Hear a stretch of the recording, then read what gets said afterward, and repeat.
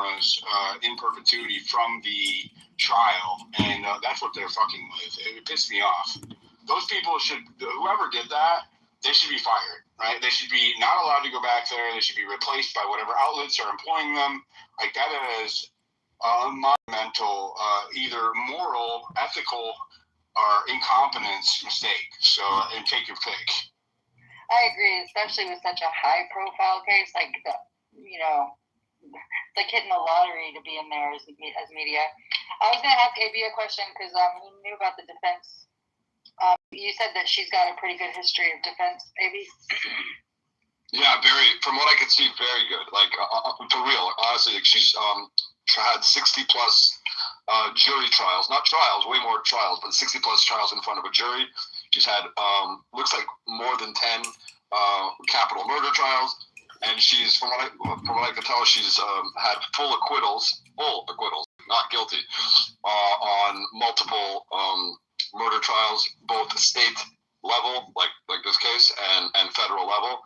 And then she had other ones where there were partial successes, I guess, where she won on seeking to remove the death penalty, but the person still got convicted. And then she has a lot of other acquittals on other serious criminal trials that were not murder trials. So, and she's been only defense lawyer her entire life, both public defender and in private practice as a defense lawyer. And yeah, she looks to be like, a really, really good, experienced defense lawyer. So do you know if so there was a lady that came into one of our spaces one time, and she was working really hard to kind of connect some really, I guess, advanced top dollar attorneys that were willing to do this on pro bono, but it was denied. It was either denied by maybe the court, or if it might have been their family. Did you hear anything about that defense? Was that the Russian lady that was interviewed by Tucker Carlson? No. She came into her. I don't know. Oh wait, there was a lady that interviewed Tucker that was interviewed by him, but one or the other, yeah. That they had an interview. She works for Russian pay TV. Yeah, she's. Does she? I didn't know she worked. Oh, she did in the past. She lives in America now, from Russian background, and Armenian also. It was weird. And she started calling around high profile, it was strange. Right. All the stuff surrounding that is strange, but. He's got 3 or 4 lawyers now. All of them have. I just saw. We missed it. Erica Kirk came out and said that she has possession of Charlie Kirk's cell phone. Insists he was not receiving death threats the day before he was assassinated. Quote: he was not messaging people the day before saying I'm going to be murdered. End quote. Or someone's going to kill me. She says none of those messages exist.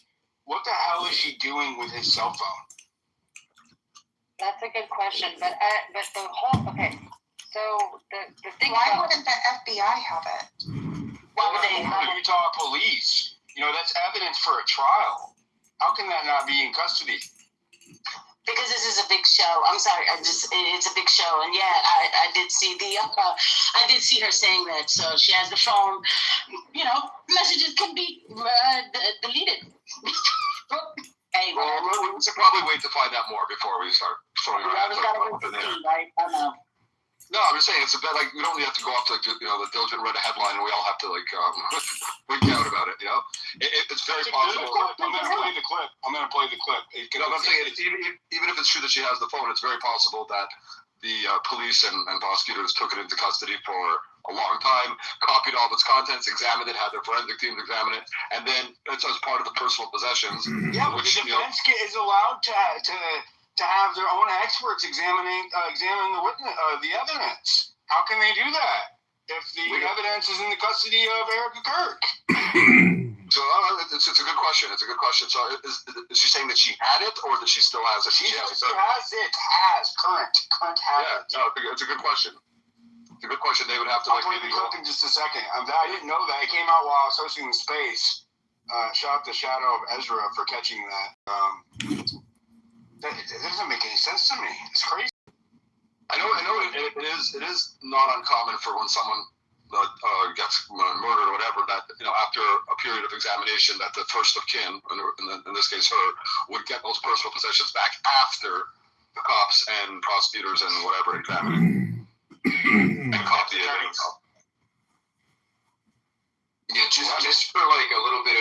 context, to do a forensic takeout of an electronic device like a cell phone or a computer literally takes less than 24 hours, and it would have all of the relevant data. So it doesn't make sense for them to just hold it and prevent Erica from having it. You don't know. Maybe she bought Charlie that phone. Maybe a relative bought it. Maybe it had sentimental value to her that would be more significant than whatever information they might ascertain from it from a physical standpoint when they already have all the electronic data.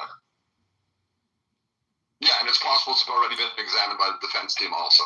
It's a certainty that it has been examined, because the first thing you do when you take a cyber forensic takeout, when you do a cyber forensic takeout, according to the Brady doctrine, it has to be turned over as discovery to the opposing side. And I know this because I have cyber forensic takeouts from the state of New York in my discovery. But they also, I mean, most of the stuff is in the cloud, so all they have to do is just take a snapshot of the phone. Exactly. Yeah. So there was a couple things around this threat or whatever, like him. So I know that there was the Harrison post. If you've seen that yet, Diligent, if you haven't, I can send it to you.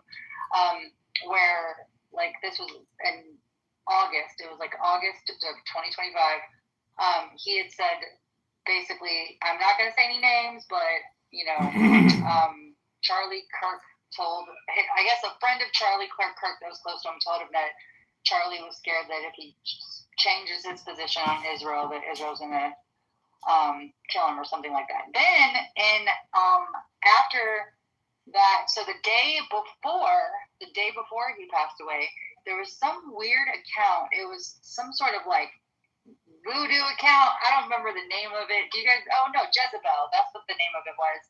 That also made some sort of threat, like Charlie Kirk is going to die tomorrow or something really, like, it was just wild that the day before they posted that. You don't remember that, Amy? And then there was... No, I was actually trying to do a thumbs up. I do remember, I think there was some, like, and I think it happened before a bunch of his recent, leading up to his murder events, and then including this one, including the one where he actually did get murdered. And the ones that I saw, and obviously I haven't seen everything, but the ones that I saw were like in Reddit, and I'm thinking were like people in the trans community. Honestly, that's the ones that I saw. It doesn't mean there's not others. They were like, there was another one that was exactly. It was like you could tell that they were very leftist. But the fact that to me, it feels like some sort of like, because it was on TikTok. I have it saved in my phone. Actually, I should go find it because I haven't seen it since. But it was basically this like little video from not TikTok, from Instagram, that is calling out that something bad's gonna happen to Charlie and they can't wait to see it. And it said some things in there that I off the top of my head I can't remember, but was definitely pointing to like kind of the radical shit. Let me go look for it. Actually, let me see. Yeah, if we'll see. Innocent until proven guilty, but I think he is. If Tyler Robinson is proven guilty, I would be shocked if there wasn't. I don't necessarily think co-conspirators in terms of planning the thing with him. With Tyler Robinson, if he's the one who did it, but like people who were informed and kind of like heard what he was potentially planning to do. Yeah, I don't think Tyler Robinson. Well, I don't know. I don't think Tyler Robinson did it, but I do like something to me. The Jezebel account, when you go look at it, something really sinister, and it. I mean, I don't know. It was almost like some hexing. Like, I mean, people do wish some terrible shit on people. I swear. Trust me, I've been on the opposite end of that shit. But like, never have I. Oh, even that thing that Megyn Kelly was talking about, the hexing and stuff. Like that's where you lose us, though, right? Like that's. Wait, no. Wait, what did Megyn Kelly say? I didn't hear her say. She brought it up. She brought it up on one of her shows. It was almost. Well, it was like just a couple of weeks later. That was like an article in Jezebel Lefty website with Etsy witches, literally. They've done she brought up that the witches were putting X's on them and all that.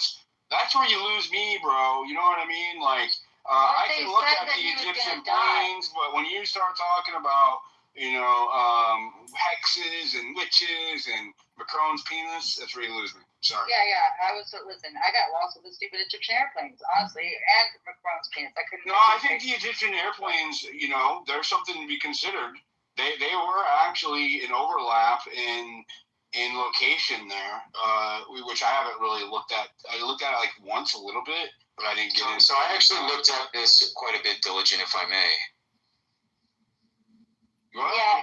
With respect to the airplanes, it has to do with the specific model of the airplane, which the center area for North America to do maintenance for it happens to be in the same area in Utah.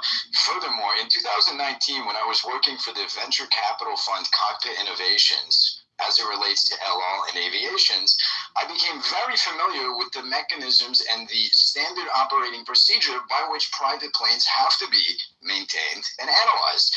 And so for a private jet from Egypt that is traveling Louis, very was it not frequently to military or stop, private? I thought it was military, no? even if it's a military plane, the standard procedure with respect to aviation is dual use. It's always going to be that you have to check every various part of the integrated system in order to ensure the safe, continuous operation of the plane. So because of that, even if it's a military jet, even if, let's say, it's like a spy plane, okay, an entirely nefarious aircraft that was traveling over American airspace, the simple fact that it's stopped in this area because it has to do with the model of the aircraft, Occam's razor does not suggest that this is evidence of some grand conspiracy. Okay. But Diligent, 73 That's just, hold on, being objective. It's not definitive either way. I think that we need to. I would agree with that, absolutely. Yeah. Diligent, do you remember John Well, it Cullen? wasn't done yet, Miss Lou. So, but the fact that there was a lot of overlap, I was interested in that too. The only thing that when I started, it started losing me was when she was tying this whole thing to Macron and Brigitte. And I'm like, so you think that they're going to fucking kill this man just because you were talking shit about this person having a penis? I don't know. Like that, to me, that just, I couldn't really follow that line. And that's when I kind of give up. But, because then, that kind of mixes the two stories. Like, it was just very messy there. But my point is that when it comes to, it's gone now. Damn it. I forgot what I was going to say. What was it about that you just brought up, Diligent? Anyway, when it comes back, go ahead, Mrs. Lou. I don't know when it comes back.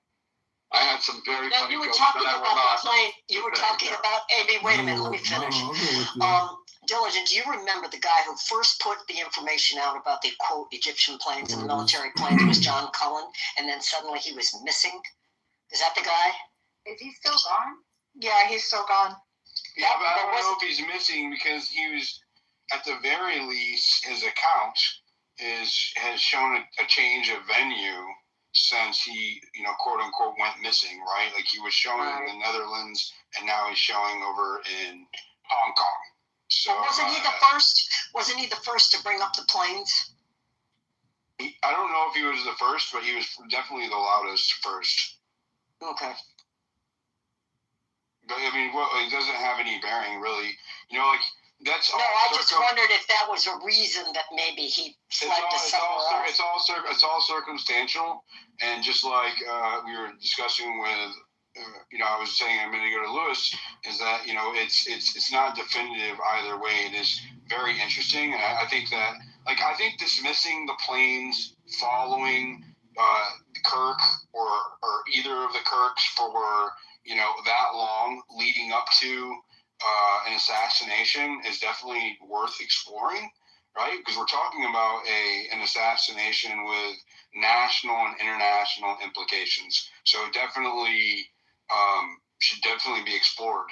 But like the Macron's penis and all that shit, man, it's like, and even the beef with Erica, I feel like is a distraction. It's funny, right? It's like reality TV funny, and I do like some popcorn every now and then, but I don't want it to completely derail any movement towards seeking truth. Doc, what are your thoughts on this? Well, I think there's no way that Tyler Robinson was the one who killed Johnny. I firmly believe that. I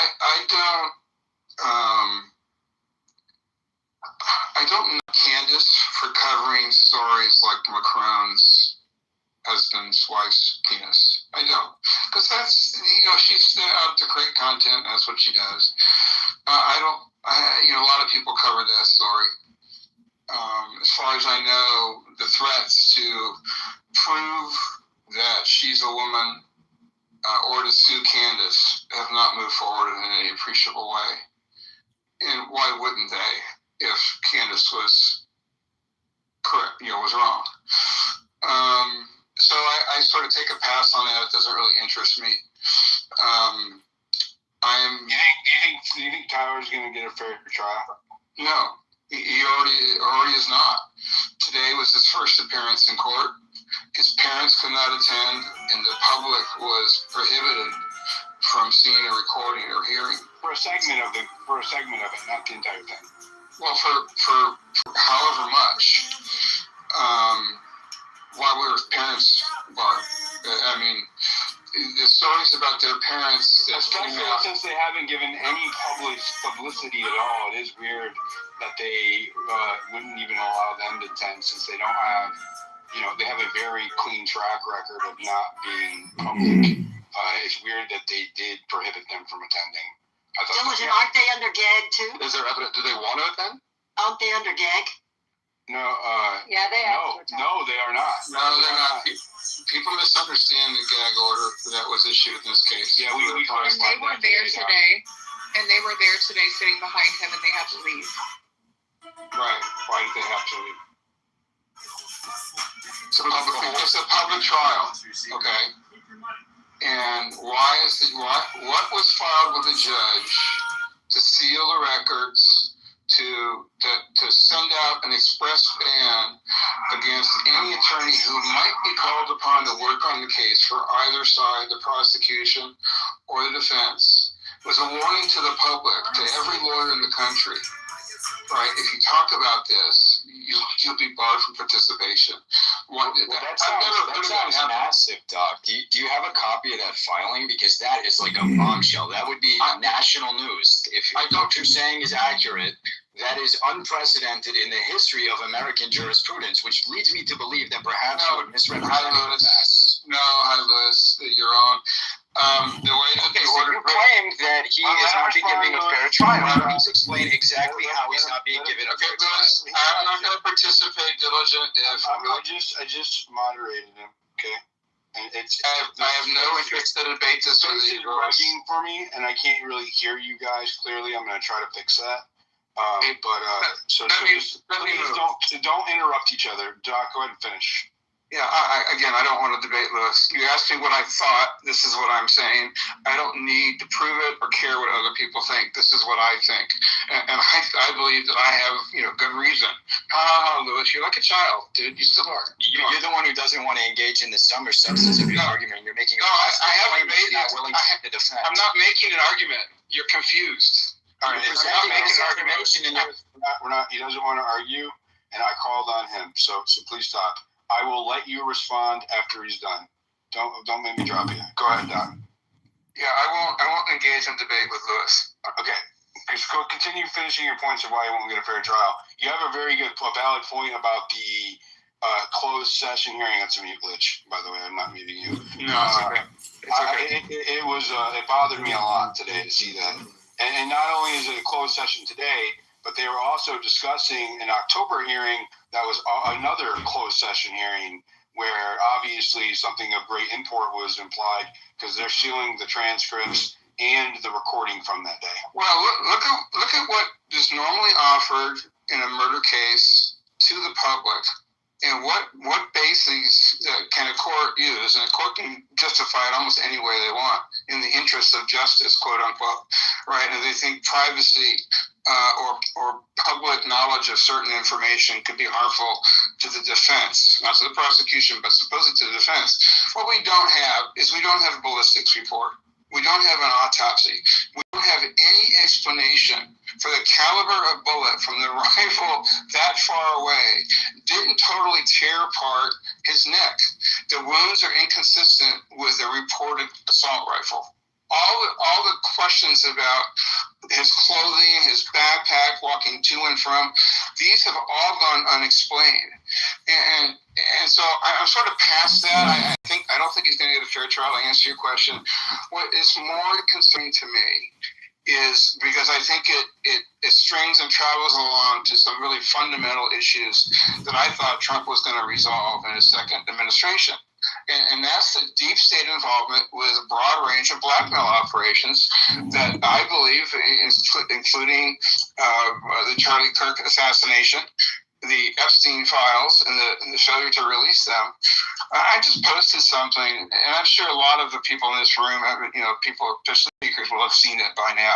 Because everyone here, I know I've seen in other spaces, and they're following these topics generally very closely.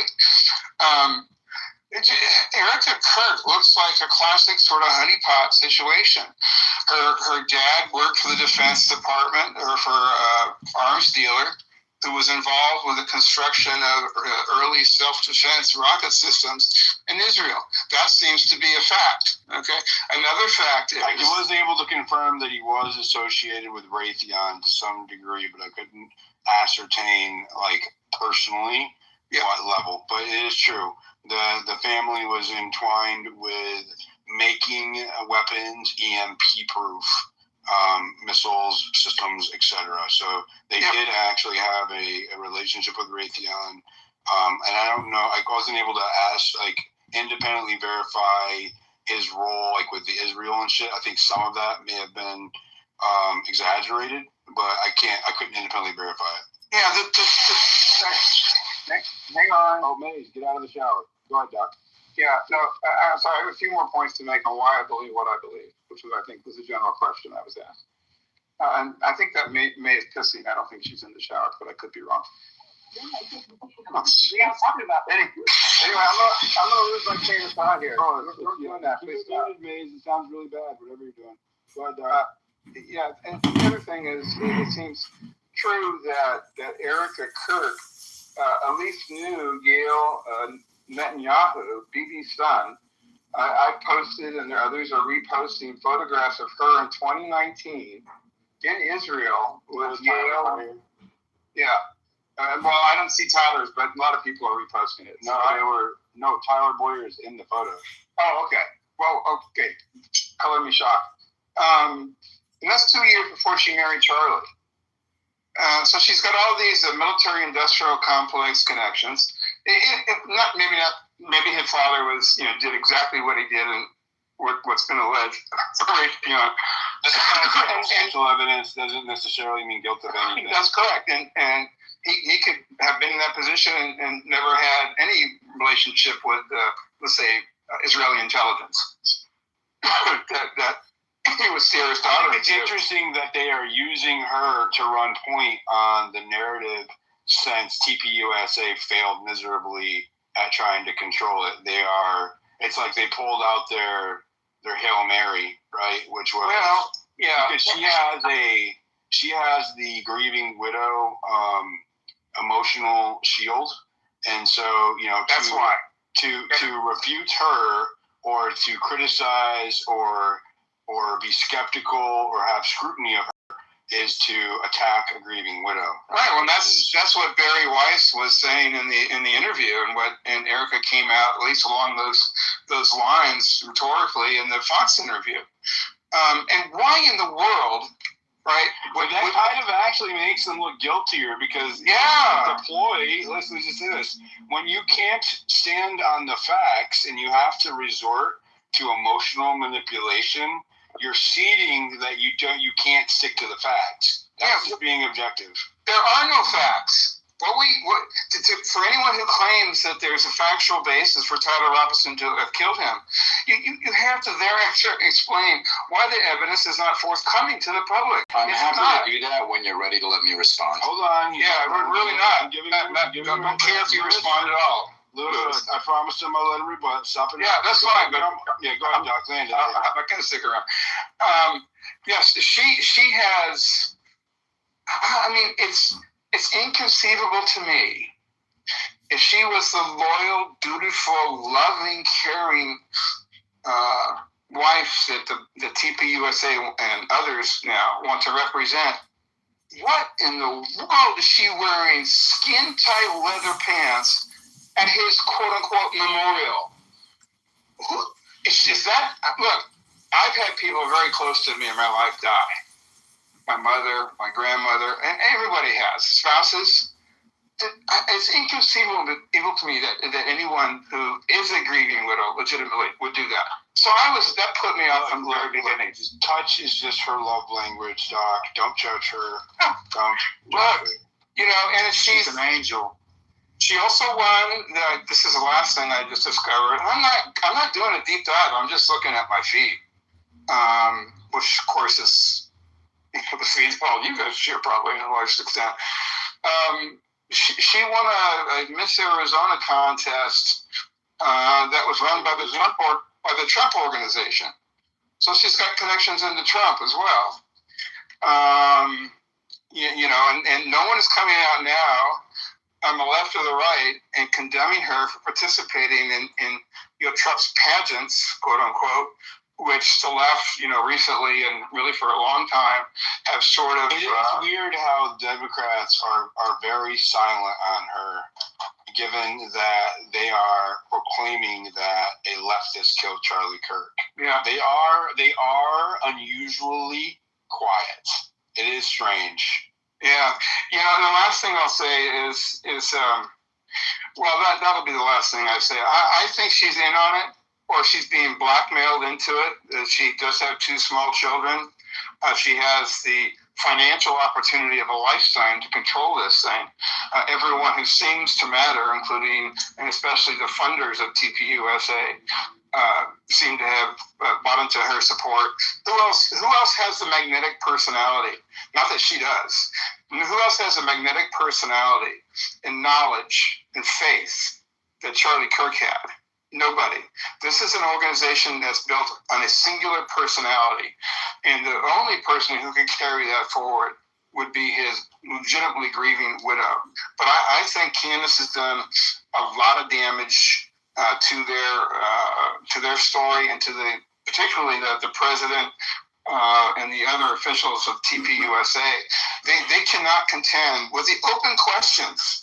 More than anything, it's the open questions that TPUSA or the government have not provided that lead a reasonably skeptical person to reject the deep state, our federal government, local state government, the university who plowed over the crime site within days. None of this makes sense in a legitimate way. And for Erica to come out and condemn Candace, stop investigating this. What? I mean, you trust the federal government to find your husband's killer with all these questions? She explicitly said she did trust the federal government and the judiciary to run point on this. Before she's seen anything. Before anyone has seen anything. You think she's seen the ballistics report? Well, I think she could. So she is privy to. I'm just playing devil's advocate here. Right. She is privy to evidence as the victim. She's considered a victim of the state. No, she's not. No, they're not. She is represented. They legally even acknowledged it today in the courtroom. She is the representative victim in this case. Well, yes, she represents the estate. She's his widow. That doesn't give her any special privileges as to evidence. Often investigators will update them with information on evidence that's not when the court has told everyone not to talk about this. But it's only the attorneys and the people who work for them or people who are designated. No, it's also orders for the attorneys. They explained it in detail today, and I don't know if you listened. But I don't. This is fundamental. He's been going for like 20 minutes, and he's not willing to listen to the. It's all right. It's all right. We're having a back and forth. Okay, I realize that you're itching to get in there. Go ahead. This is fundamental criminal procedure, okay? Where an attorney cannot share information. He can't share it with his client either. And the client can't have that information when the lawyer is barred from having it. So no, the evidence rules and what's disclosable or not by parties and their attorneys are limited by this order specifically. She has no special rights. She's not the victim. Charlie is. She may be paying for the attorney, the defense. She has no role in this at all. You have two parties. You have the victim's rights, right? And yeah, but that doesn't give a right to the investigators can choose. How can you say she's not a victim? Hold on, she is a victim in this, right? Okay, I get it. But she does have crime victims' rights, according to yes, but that has nothing to do with the evidence and the orders of the court. So she is privy to information that we are not as the victim. I know, right? Okay, look. I know. A friend of mine died under suspicious circumstances a few years back, right? Well, I inherited his dog, right? And when I was talking to the lead homicide detective in that case, and I was just a friend, a witness friend, but I was the only one talking to them, right? My family wasn't talking to them. I was. They privied me to information that was not available to the public.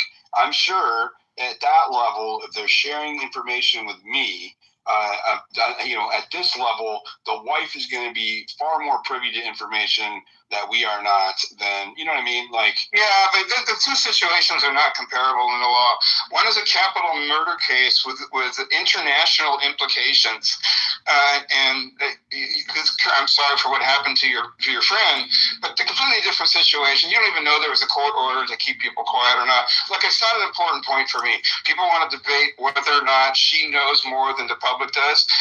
These reports, the autopsy is a source of information. Yeah, you're moving the goal. You claim that she was in on her husband's assassination. Well, sorry. I'm gonna. Well, no, if you can't take, make Lewis, please. Doc, go ahead and land your plane because it's been a minute, and then I'm gonna let Lewis respond. And it's gonna be a glitch. There we go. Look, I don't care. Listen, I won't stick around for what Lewis has to say. Again, I'm saying what I believe. I don't care to be instructed by Lewis. I know Lewis very, very, very well. Okay, Lewis. And so I'm just saying that you're gonna let him respond. Great, but it won't be to me. And Lewis, you take that as a victory. All right, congratulations, Happy New Year and Merry Christmas. Baruch Hashem. Yeah, right. Anyway, thanks for the mic. That's what I think. Leave me alone in my DMs. I'm a happy guy otherwise. I just turned 67 Tuesday. And thank you so much. And I'm off to go spend some time with my girlfriend in Beverly Hills. So kiss my ass. Happy birthday to you. Happy birthday to you. Happy birthday, dear Doc. 67's nice now. Yeah, very good. So, I understand Thank you, Lewis. leaving your space. God bless you. I have nothing but love and respect for Doc. I just vociferously disagree with the trajectory he has taken ideologically since I first met him 4 years ago. Now, with respect, let's make it about I know, I'm going to bring it right back to the content of the statements that he made with respect to the title of the space. The first most egregious falsehood that was stated was that Erica Kirk, somehow because of the fashion choice she wore, when she went up there and stared down the entire world, who was cheering and celebrating the assassination of her husband, you're going to say that because she wore an outfit that you probably find attractive and you can't contain your lustful gaze, that therefore it implies that she is somehow evil and killed her own husband? No, that is absolutely... No, you said you weren't going to listen to my response, so I suggest you either mute up... Okay, do you want me to go? Because I'm not saying any of those things. Doc, he's addressing your points, and I promised him that he could, so I guess if you... All right, he got himself down. All right, thank you. As I was saying, to suggest that Erica Kirk, because of what she wore when she was in the worst situation that, God forbid, anyone else in this space or anyone who listens to the recording should find themselves in, that's like insane, okay? When my grandmother died, you know what my aunt wore to the funeral? I posted it in the comments. She wore a white wedding dress to her mother's funeral. People grieve in different ways. I thought it was weird. Her son, my cousin Basil, was a professional bodybuilder. He didn't even have a suit jacket that would fit him, and he left the funeral early. So we photoshopped him in a muscular pose next to, like, in the center by the gas. That's what we do. We had a little bit of fun. Why? Because people grieve in different ways. Not everybody goes and sits in the rain and cries. Some people, like, for example, when my stepdad died from pancreatic cancer when I was in 8th grade, they had a party and a celebration of his life at the Pioneer Valley Yacht Club. And we listened to the Grateful Dead, and we had a beautiful time, and we went out on the Connecticut River, and no one was sad. Everyone knew that Demetrius died an honest man, a man who went to West Point, and that he was respected in the community. But no one was sad because we understood that he was in such tremendous pain from the pancreatic cancer that it was a benevolent act of the Lord to take him back to heaven. Similarly, when the entirety of my generation and my peers saw someone that we all looked up to, Charlie Kirk, viciously assassinated, and then within an hour, we have vicious, self-aggrandizing propagandists attacking every single person in or around Charlie, every single person who worked with Charlie, and tried to destroy every single thing that Charlie stood for in the most nefarious, in the most cynical, in the most hypocritical manner possible. Yeah, that starts to piss me off, and it starts to piss off a lot of other red-blooded Americans. And then when we start saying that this trial... Yes. I just want to interject. Don't you think that's like the most extreme view you could take about... No, the most extreme view I could take is that the propagandists... Okay. Don't you think that's like the most like hyperbolic and extreme view you could take of people who are asking, like, where it seemed to be just legitimate questions about things that look funny? No, I don't think so, Diligent. I think that when we have people that are alleging that Charlie was assassinated in a conspiracy that involved his wife and his co-workers, that involved the people who spent the last 7 years working alongside him every single day, the people that would go to church with him and pray, the people that got married as a result of Charlie's mentorship. No, I don't think it's hyperbolic or extreme to say that those people who are attacking them and leading hundreds of thousands of deranged individuals from around the world to harass them, to say that those people are evil, I think that's actually the moderate position. If you want to know my true beliefs, I think people like the individual we just heard, who's a or a doctor, that smeared Charlie and his wife and his memory, I think they're worse than the killer, to be completely honest. I think that the killer was a mentally ill, deranged leftist who was being influenced by people around him. But I don't think that Candace Owens doesn't know what she's doing. I think Candace Owens knows exactly what she's doing. I think that some of my co-panelists know exactly what they're doing. And I think America is smart enough to understand exactly what these people are doing. They are trying to revert back to the old normal. They are trying to give a win to the Democrats. They are trying to retard the golden age of America. And the golden age of America stops for nobody. Either get on board or get the fuck out of the way. If I could just I'm gonna respond. Amen, brother. Amen. So I'm gonna respond real quick, and then I will let you respond, Maze.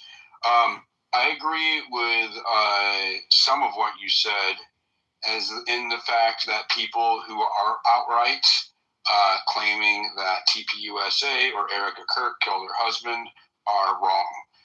In the context of no one knows who killed Charlie Kirk definitively, right? So, but I don't also, I sympathize with them in this because I am one of them who have questions about the very strange behavior of the people who work for TPUSA in the time after Charlie Kirk's death.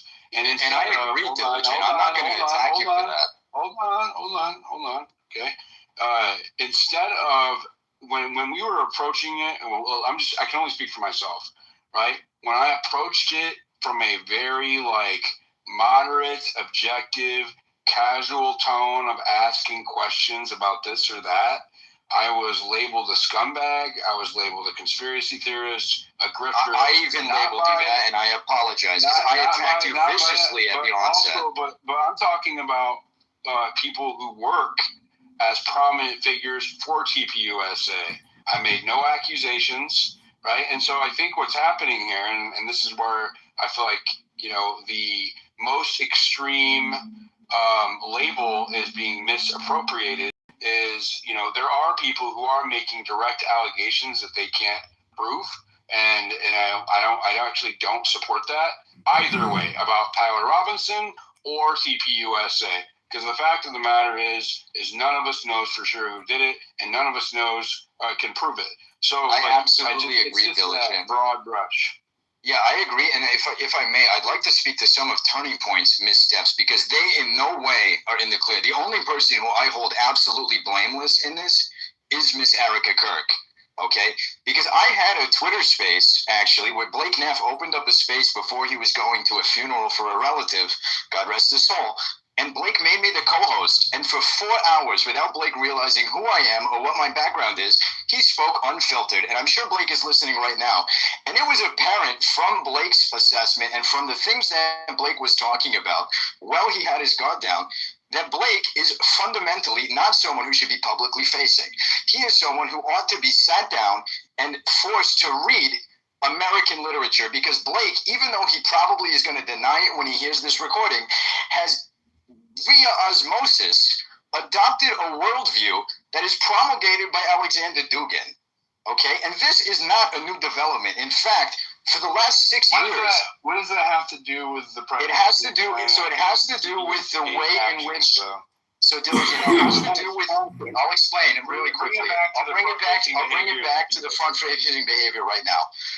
In the aftermath of Charlie's assassination, Turning Point attempted to ameliorate every single person, and instead of having a backbone and removing people who were intentionally trying to retard their movement and destroy Charlie's legacy, they vacillated and they waited, which allowed this skepticism to fester under the surface, which is why I can't hold anyone blameless for just asking questions. Anyone who sincerely is confused by the behavior that Turning Point has engaged in.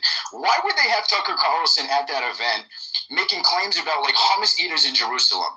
Why would they invite Candace Owens and not forcefully sue her a month ago? Why would they wait and do all this bullshit and still have like Groyper affiliated characters coming to AmpFest? These people are fundamentally unserious. They need to have a post-mortem of the entirety of Turning Point USA. What if I counter with, do you think they might be afraid of discovery in such lawsuits? I don't think so. I think fundamentally that these people are all trying to vie within Turning Point for who's going to replace Charlie. And ultimately, they have noble intentions, but their ego gets in the way of being effective political operators without the leadership of Charlie. Charlie was holding it together as a one-man crusade, basically. Charlie put his life into building Turning Point, and now, because of the cowardice of those people who were closest to him, and I can name names if we want, but I'd rather not.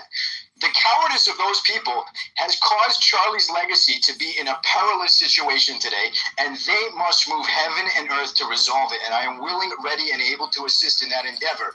But we will not be doing so if they do not have the courage to state very clearly where they stand on the following issues: Candace Owens, Tucker Carlson, and Nick Fuentes. This is not negotiable if you want his 19th district. Thank you, Louis. I hope your message is well received. And where can I donate, Louis? Where can I donate, brother? Donate to the Chabad of Amherst. I don't want your money. At the very least, they have gotten better at their PR because wheeling Erica Kirk out on this tour was the smartest move I've seen them make in the last 3 months. The first 2 months, I'm just saying, I'm just being objective. I'm not saying that I like it, but like from a PR standpoint, strategically, it is the smartest fucking thing I've seen them do in 3 months. The first 2 months were abysmal, so I'll give them that. Go ahead, Gracie. Yeah, I don't even know where to go. Like, because for a second, I thought this person was making sense when he said, I have questions about certain things surrounding the issue or whatever. And I'm like, you know what? Let me just have, let me just. He cares about their ideological alignment. Yeah, it's like I don't, and you know what?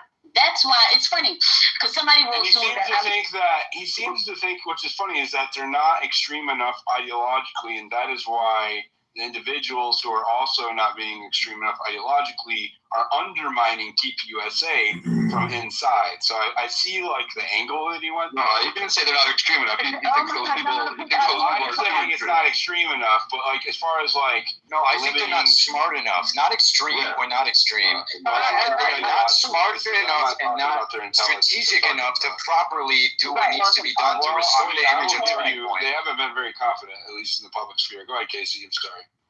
Yeah, no, it's okay. It's just that voice. So yeah, and so for a moment I thought, there was some clarity there, and it just cracks me up because, people I'm sure are assuming, the woke girl. I'm not trying to bring the country back to what it was. Are you kidding? I'm a Christian. I'm probably a Christian fascist for crying out loud, but I just don't say it as much. But here's the point. I don't care what anybody's ideology is. I was vehemently against Charlie Kirk when it came to Gaza. And I still can put that aside and say, wait a second, why wasn't the AED machine around him? Why didn't they call 911? And the fact that all of this, people are trying to say is normal, and that if you have an educated assessment, that you're wrong for having that assessment, for seeing that. I don't care. You know what? Here's even the better part. Even if it wasn't Charlie Kirk and it was somebody else, anybody else, I would be like, whoa, that went wrong. Why? Why were trained people? How did trained people make all these mistakes in sync? Because it's like that's too much of a coincidence. It's not a coincidence. I'm sorry, and this is something I stand on. And I will give you this too. I want to concede something to you. Is that the limited explanations that they've given, like somebody stole a hat off the table, is why we took all of the SD cards. I just, there's things like that just don't add up, because when they said that they grabbed the SD cards to keep them out of people's hands, well, the very same people who took the SD cards were also live streaming the event back to the Arizona studio. And this Tyler Boyer said this publicly. So, why would you take SD cards if you're live streaming the event? The only reason why that you would take the SD cards is if you were trying to contain the evidence, right? So that way you have custody of all of the copies of that evidence, as opposed to having it in a few different people's hands, like local PD or FBI, who might have come to the scene and extracted it, because they had a copy back at the studio, according to Tyler Boyer. This is on the timeline. So there are things that they've like the way they've responded. Tyler Boyer probably being the worst offender on the timeline, responding to me and responding to others, showing inconsistencies with their stated narrative. So I just want to throw that out there. Go ahead, that girl. You can finish. Yeah, and I'll wrap it up. And this one right here is the one that I sit on the most, because of the fact that I have the medical expertise to say that it was done wrong. This is not a Candace Owens thing when people think it's not about influencers or whatever. Yeah, let me just say this too. My scrutiny became before I started even listening to Candace Owens at all. I didn't listen to her at all when I was scrutiny of this. I can confirm that Diligent is being 100% honest. We know we were here. But yeah, Diligent, me too. As a matter of fact, I used to drag her in some of my videos. Like, what is this girl talking about? The only time I softened up was with the text messages. I was like, all right, let me fall back a little bit. Right? I'm just kind of like highlighting that she's not responsible for all of the skepticism. People were skeptical before she started to weigh in massively. Can I ask you a question for clarification? Ask who a question. You. What do you want? Yes, you referred to your medical expertise, and that's why you're able to give a professional assessment as to the fact that they responded improperly. Could you please clarify what is your medical expertise? Yeah, I'm a registered nurse. I'm not an LPN or a CNA. Oh, okay. So we have like a minor understanding of the medical industry. I don't think that gives you the authority to say definitively that they didn't do it properly. Nurse is a minor understanding. I mean, my father ran Beth Israel's emergency center for 20 years in Manhattan. I'm friends with a lot of people in the medical. Okay, well, we've ascertained that she's at least registered, right? So that means she has some kind of certifications. That's fine. Let her finish Like her a point. paramedic is also registered. Answer your question. Yeah, and so that's the thing. And by the way, Diligent, we as nurses do respect paramedics extremely because they are. I respect nurses and paramedics too, but I'm not going to trust them over the FBI. Finish, Casey. Go ahead. Yeah, like it's I'm getting a headache. You know what I mean? So yeah. So anyway, you're not gonna trust them before the FBI. Well, then there you go. See, this is what the thing is that when you have the medical expertise. That's a glitch, right? That is Hashem silencing the lying Afrocentric obese woman. Baruch Hashem. Go ahead, Casey.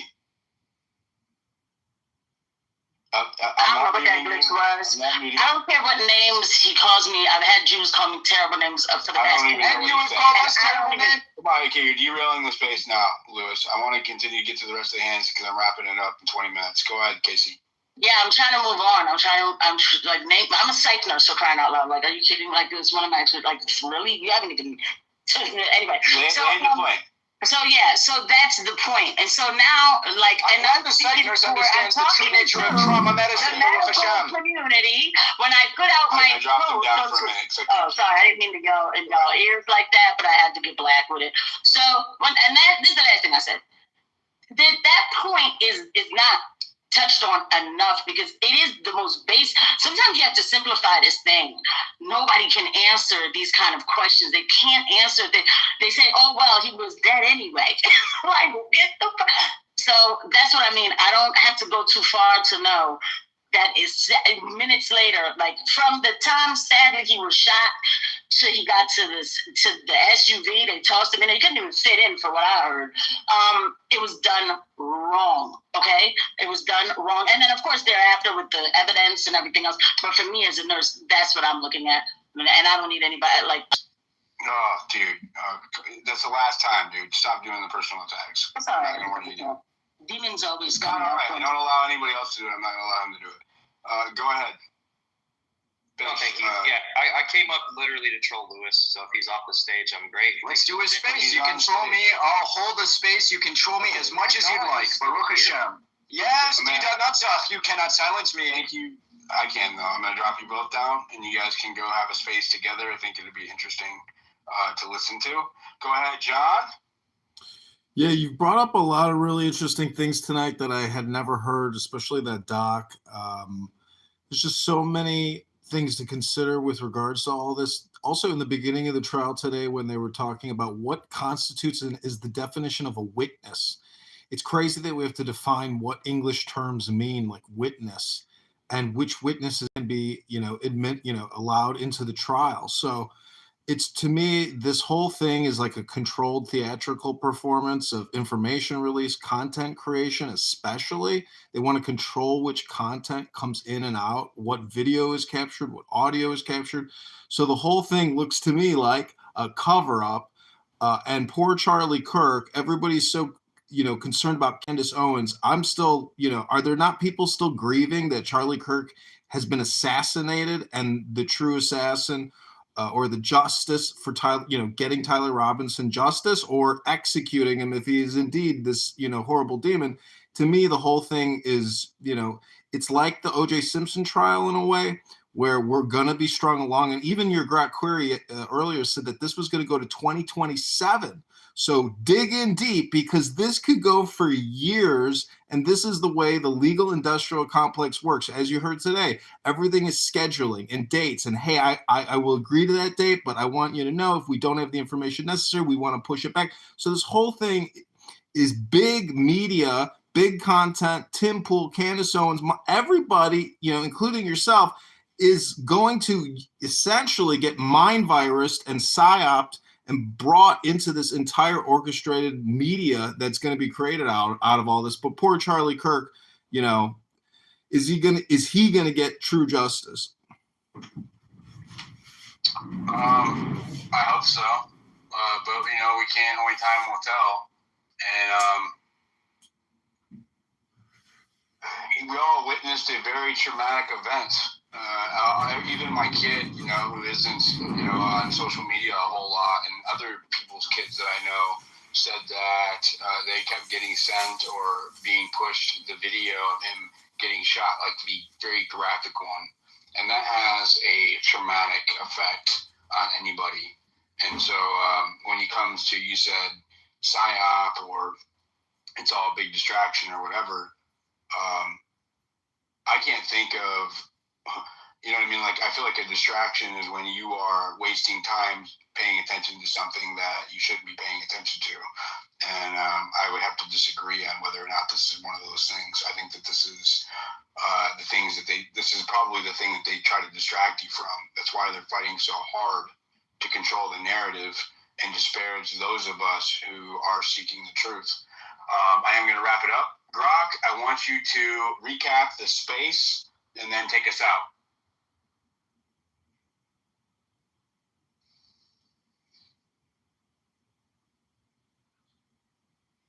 And of course, you didn't hear me.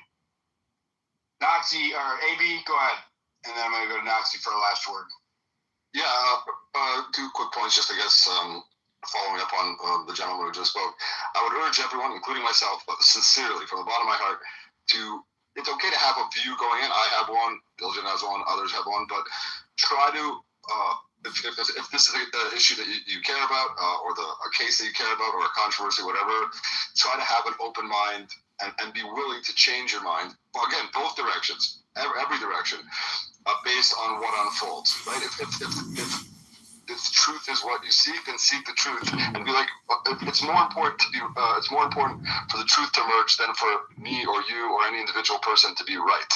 So, in terms of like what you were just talking about, it's the defense team themselves who are very experienced. I urge everyone to verify, as Doja always says, don't take my word for it, to verify what is said about the experience, the extensive experience that his defense lawyers have, including murder trials in multiple jurisdictions, including getting people acquitted on murder trials.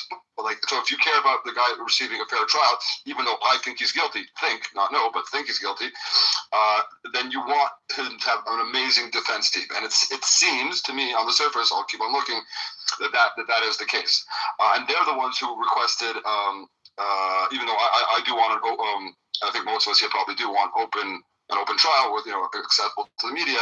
It's the defense team, because they want to prevent the things that Doja was worried about tainting the potential jury pool, among other reasons. They're the ones who want to some extent, restrict media access for that reason. And a lot of defense, again, it's a common defense tactic if in a high-profile case, so that their client doesn't get demonized and they can, kind of keep it just to the judge and jury. And keep the outside noise as much as possible to a minimum. But one last thing that I wanted to disagree with you on, Diligent, is that you said that TPUS, no one else is responsible. TPUSA is responsible for the questions that are being asked. I strongly disagree, or at least I will say they're very low down on the list. Okay, no, it's the people that are attacking TPUSA. And I'm not talking about for like anything specifically regards to like implying or stating, again, not you, but I'm saying others, Candace and company, implying or stating that everyone from his wife to his entire team, which includes close personal friends of his, are complicit in either the murder or the cover-up. It's those people who are responsible for the questions, much more than the people who may be smuggling. I've implied that his team seems to be covering something up.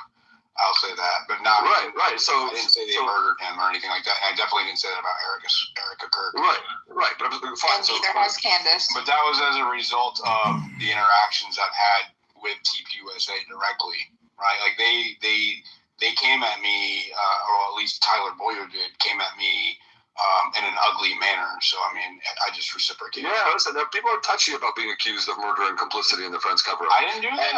I didn't do that. No, I'm not saying you did it, but when people get gun shy, right? So when you're gun shy from being, listen, if they did, then fuck them, right? Obviously, but if someone, even if they're innocent, then of course that's a totally understandable innocent of what they're being accused of, or implied that they're accused of by the high profile questions as an attack when they are not is how it started, and it escalated from there. Like the fact that this just asking question things is turned into some kind of trope to disparage people. It is a trope. Fucking retarded, dude. No, it's retarded when people say So don't question COVID, don't question elections, don't question authority whatsoever. Never question anything. No, be Just willing do to the question. fuck that you're fucking told like a good little bitch slave. That's not what I'm saying. That's what I'm saying. You should be willing to. A person should be willing to potentially question everything. But what's dishonest on the flip side? So it is a trope, and it's a trope for a reason. What's dishonest is people use. And I'm not talking about you, but a lot of people. And on a lot of different topics from a lot of different angles and different political parties and different ideological persuasions use the just asking questions thing to something for which there is an objective answer often, or they'll use it as a tactic to imply something without getting and having some plausible deniability that they didn't imply it. It's a dishonest tactic used, and that's why Sometimes we're genuinely just asking questions. For sure. And to use that shuts down the people who are genuinely just asking questions. But it's become a cliche for a reason. No, it's not. It's become a cliche for a reason that they are able to hide behind it and use it as a way to shut down questions that they don't want to answer. There is no reason, and I will use Charlie's words himself. You better keep asking questions because it is the only thing that keeps us free. Without these questions, we are doing nothing but eating up the fed slop that we are being fed. We are supposed to ask questions. We are supposed to question our government. It is our duty to hold them accountable. There is no way that asking questions should ever be used to censor or silence people that are asking questions of their government or of the people that are supposed to be keeping us safe and are supposed to be protecting us. It's our right and our duty. But it's a two-way street. The people who mock that tactic. It's Hold on. It's a two-way street. The people who, which I am, to be clear, I am. He's being respectful of you. He's not calling you a wine mom. So go ahead. Right.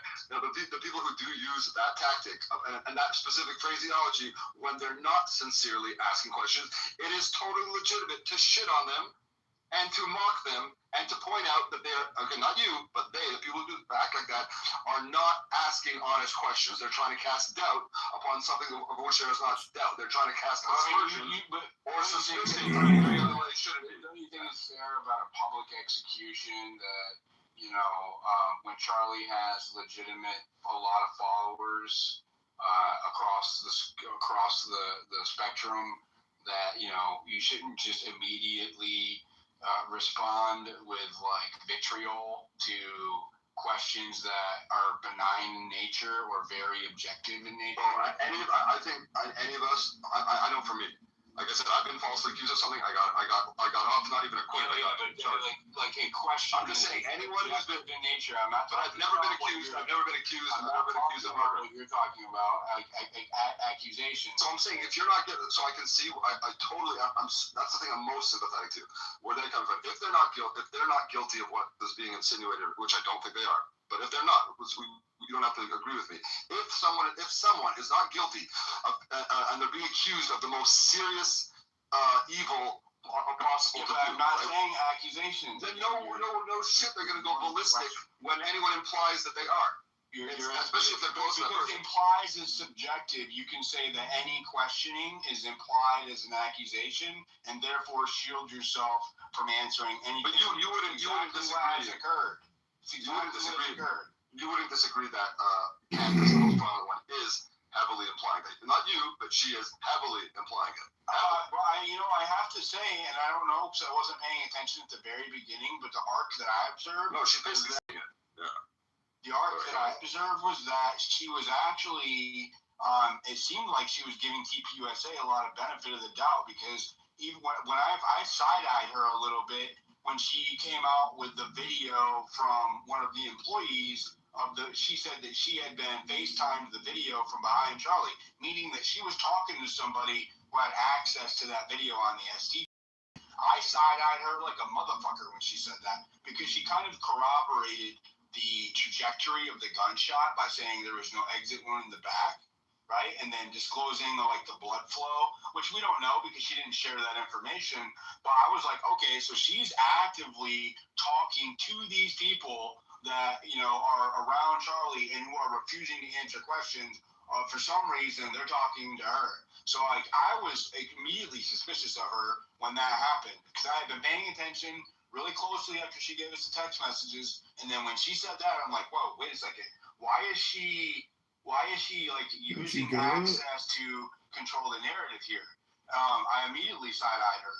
So I have to disagree. At first it seemed like she was not very scrutinous of TPUSA. It was only after they started to give vitriol not only to her but also to individuals like myself, or making generalized statements about conspiracy theorists, which is kind of like when Andrew Colbert. I had the first SD card video that went viral, right? It was me. It was millions and millions of views. He responded the next day on their show, and he had this pompous attitude of, you'd have to watch the clip, but the way that he said it was with such disgust and disdain at the very question of why did he remove the SD card, right? Where he could have approached it with some kind of objective. It doesn't even have to be compassion. Why not? Just answer the question without looking like a fucking conceited asshole. But when you act like you are above reproach and that people are below you for asking or wondering why these things that are glaringly anomalous happened, well, then you start to draw the ire and more scrutiny through that action, right?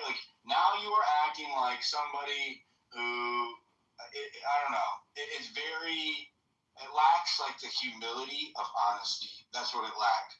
And I just, again, I feel like they could have handled it a whole lot better, and it probably wouldn't have drew as much backlash and scrutiny as it did. As a matter of fact, I specifically remember telling Tyler Boyer in a reply battle I was having with him that he was creating a Streisand effect through his attitude and treatment of people asking questions. And that is exactly what has occurred. But that's a different point. Whether somebody instead of taking responsibility for it, right, I would say that the ultimate culmination of that Streisand effect is Candace Owens, right? And instead of addressing their behavior in the first weeks after his death and how they treated people asking questions objectively and compassionately, they have decided to create a strawman scapegoat, and it's not going to hold up underwater. It might be working for them in this little PR tour they're doing on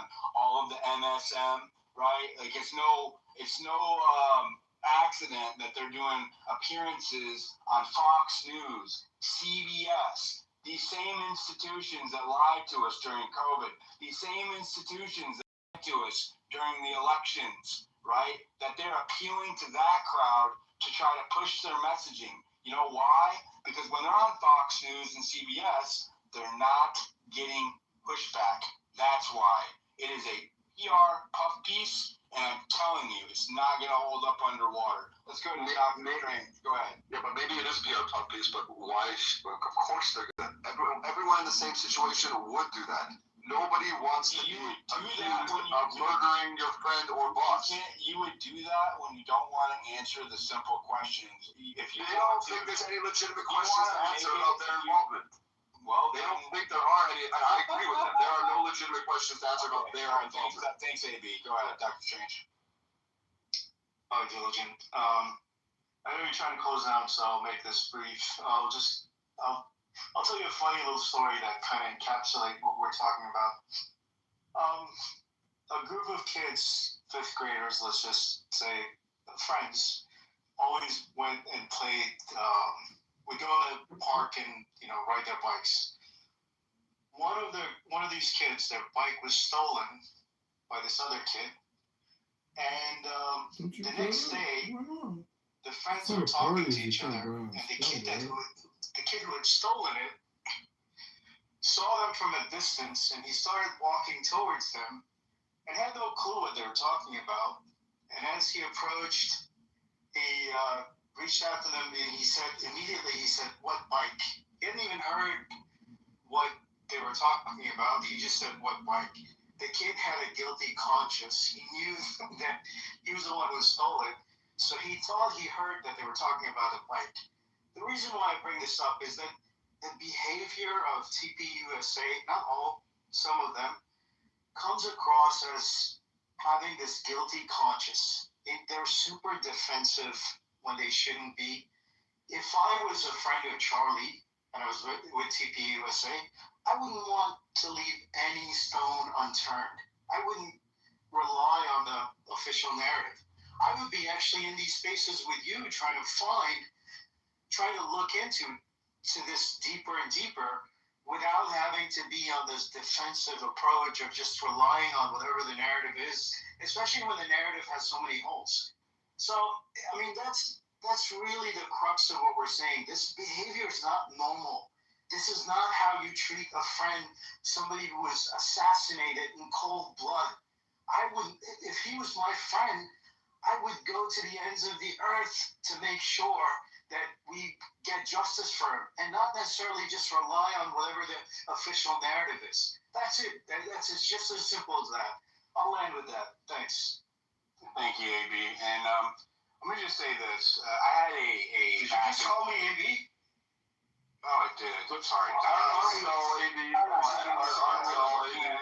was waiting for him to reply to you, and he didn't. So I got fucked up. Dr. Stranger, a little bit. So thank you for that. Thank you for not talking over, or thank you for staying quiet, I guess. My bad, Dr. Strange. I'm getting tired if you can't tell.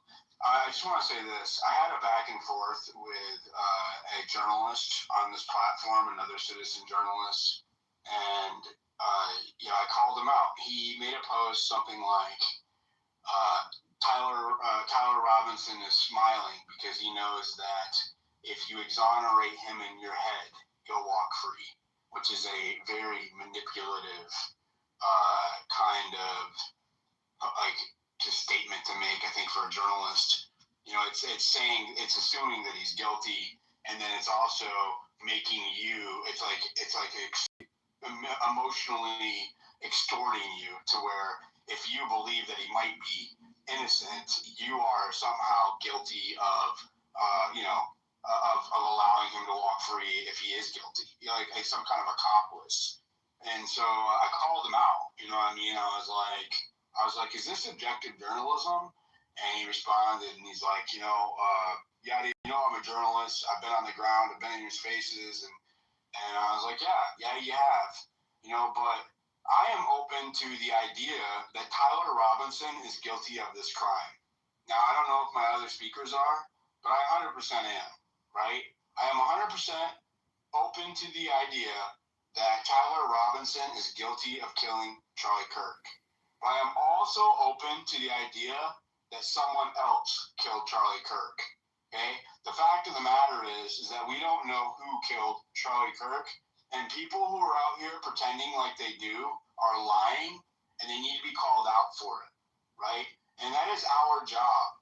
That is our job. It is not to be the arbiters of facts, okay? It is to be the facilitators of truth. And that is what we do here. That's what we're going to continue to do here. I'm going to have Grok do a recap and then take us out.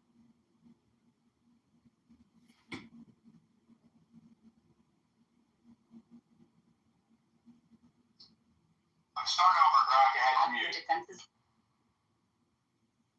Anyway, wrapping the recap, we hit the Egyptian jet parked in Orem 2 days prior. John Cullen vanishing after posting ADSB data. The trans Discord threads celebrating before the shots even stopped echoing. Tyler's mom barred from court. The defense asking for closed sessions while the state leaks selective evidence. Erica doing the full media circuit while claiming full faith in the feds. And the biggest red flag. Nobody from TPUSA, not one friend, not one coworker, has shown up in any of these rooms asking a single hard question. Bottom line, we still don't know who pulled the trigger, and anyone saying they do is lying. Our job stays the same. Keep pulling primaries, keep asking the questions they won't, and never let the narrative outrun the evidence. That's the space. Thanks for riding with us. All roads lead to X. Have a blessed night. See you in the next one.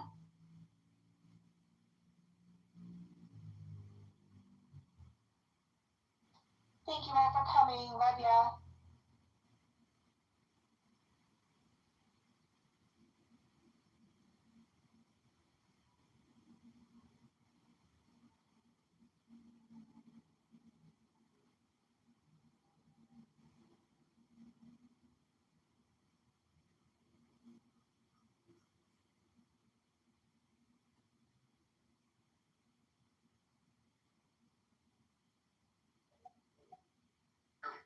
They come here with some money and they think that they're going to take that money and do it backwards. And that money is going to be the cash flow that pays the bills.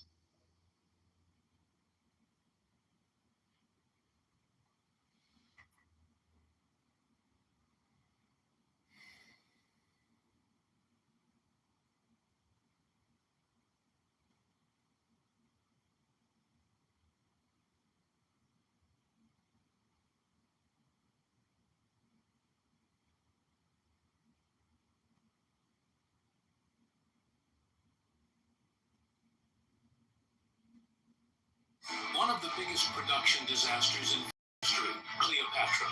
It started with a $2 million budget, but by the time it was finished, the cost had skyrocketed to $44 million. That's around $400 million today. Cleopatra was so expensive, it nearly bankrupted 20th Century Fox. The studio had to sell off assets just to stay afloat. And the film, it wasn't shot once, it was shot twice. Production began in England, but poor conditions forced them to scrap everything and move to Italy. Lead actress Elizabeth Taylor earned $1 billion, the highest salary ever paid to an actor at that time. She wore 65 different costumes in the film. The film won 4 Oscars, but couldn't earn back what it spent. Still, Cleopatra remains one of the most extravagant and chaotic productions in cinema history. One of the biggest production disasters in film history.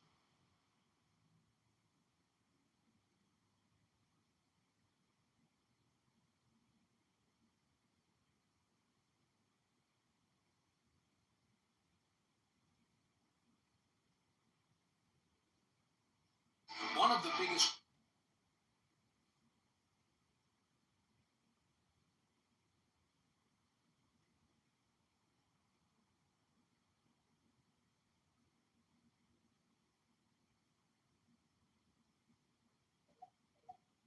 I just saw that Candace Owens said that Erica Kirk, now on her thumbnail from her new podcast from today, she says that Barry Weiss called Candace a liar and Erica did not rebut.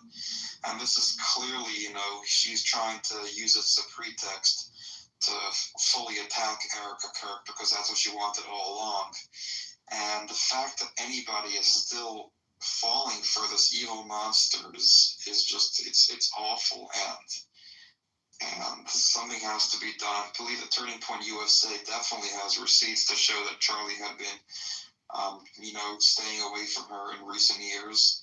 And on December 15th, I believe it's Monday, when they do the live stream, they must bring those receipts forward because everybody knows that what Candace Owens is doing is just pure and utter evil, and she hates Erica Kirk. She hated what Charlie Cook stood for, and his organization.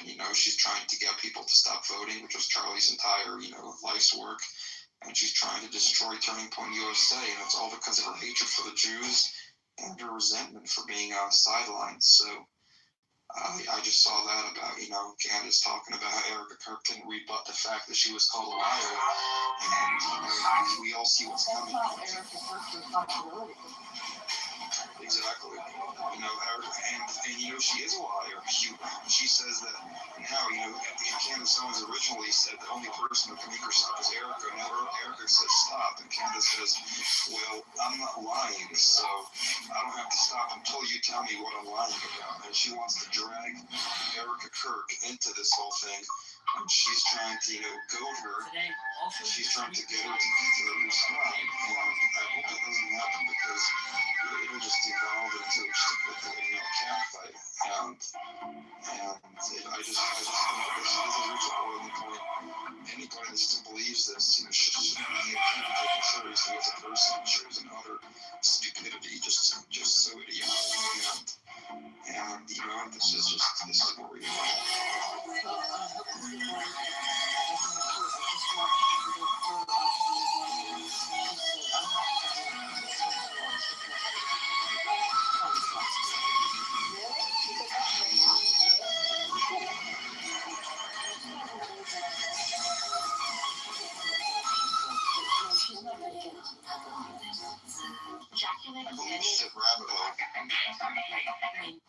Monday is the day that TPUSA do their kind of rebuttal, but she herself is not going to get to move with Candace, which is the thing to do, because Candace is doing a double bind.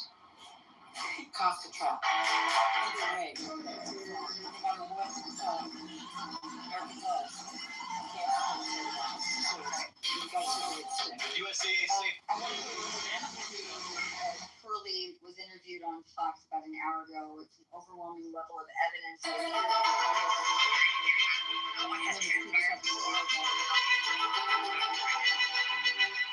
I think right now what we're seeing is what is going to be weighed. Transparency of the public and media and everyone knowing what's going on there with how they potentially may be a risk to Mr. Robinson's particular trial. I think that in our world today, and I have said this often, the court system and our laws don't really keep up with technology and media and to be able to weigh those things out, whether or not Mr. Robinson will be able to get a fair trial if certain pieces of information are revealed to the public, as we're now seeing in Mangione as well, that those are issues that are being brought to the court's attention. So I think the court's job is to make sure that they allow for as much transparency as possible and give Mr. Robinson the ability for his due process and to have a fair trial and to be able to find a jury pool that will be able to be fair based on what they hear prior to this case coming forward. Now, anything that they're going to bring out at these hearings most likely is going to be evidence in a trial that a jury would hear. Of course, if there's motions to suppress that evidence, that may raise this issue again before the court. But I do think that the court is going to take it seriously, and I do think he will err on being more transparent than not. I thought it was interesting that Judge Graff ruled that members of Tyler Robinson's family would not be allowed to stay in the courtroom during this hearing until what will be released. Brett Tolman, who's with us, and we'll see him in just a little while, said, well, that could be potentially because some of the family members may be called as witnesses. And Josh, if they were privy to everything that was aired in those hearings, what could the potential effect of that be? And that's always a concern. You want to make sure that whoever's present in the courtroom is potentially going to be a witness later on, and it might cloud their testimony. But the other thing I think we're learning about the judge is it's remarkable to me, every time we've seen him in court, how conscientious he is, how deliberate he is. He always seems to have his remarks prepared. And I think that we see the same thing today. When they introduced what they're going to talk about today, and how it this first hearing, I think the concern is primarily about courtroom security. That's why I was putting this table originally, and the transcripts and recordings have not been released because it has to do with courtroom security. I could see him keeping that because of that reason, because it doesn't really have to do with facts and circumstances of the case. But I agree with Donna that I'm hoping today, and I think it might be an indication by the judge allowing for him to dress down in civilian clothing and not have cameras picture him shackled, that is an indication that he will lean towards allowing cameras in the courtroom, because I think the transparency of this case is so important. We saw in the lead up to this hearing, Erica Kirk talking about conspiracy theories and misinformation that is out there, and the best way to find that is to allow cameras in the courtroom so people can see exactly how justice is being served. Jonathan, your thoughts on what has transpired so far? Judge Graff is handling this exactly as he had to. Many of us have been advocates for greater television coverage within these courtrooms for literally decades. And the rule against it is rather dated. Now, it's true that in these preliminary hearings, we expect that much of those hearings is going to be redacted, or the cameras will be turned off. If you're talking about the suppression of evidence, you're probably not going to want that to be aired widely to a potential jury pool. But that has never been a serious problem. We've all seen coverage of trials. Judges have been quite nimble in this respect in determining whether witnesses can be shown or not shown, whether certain arguments, particularly pre-trial, will be made public. But the real question for Judge Graff is, are you going to make this trial available to the public? The framers felt very strongly that trials should be public.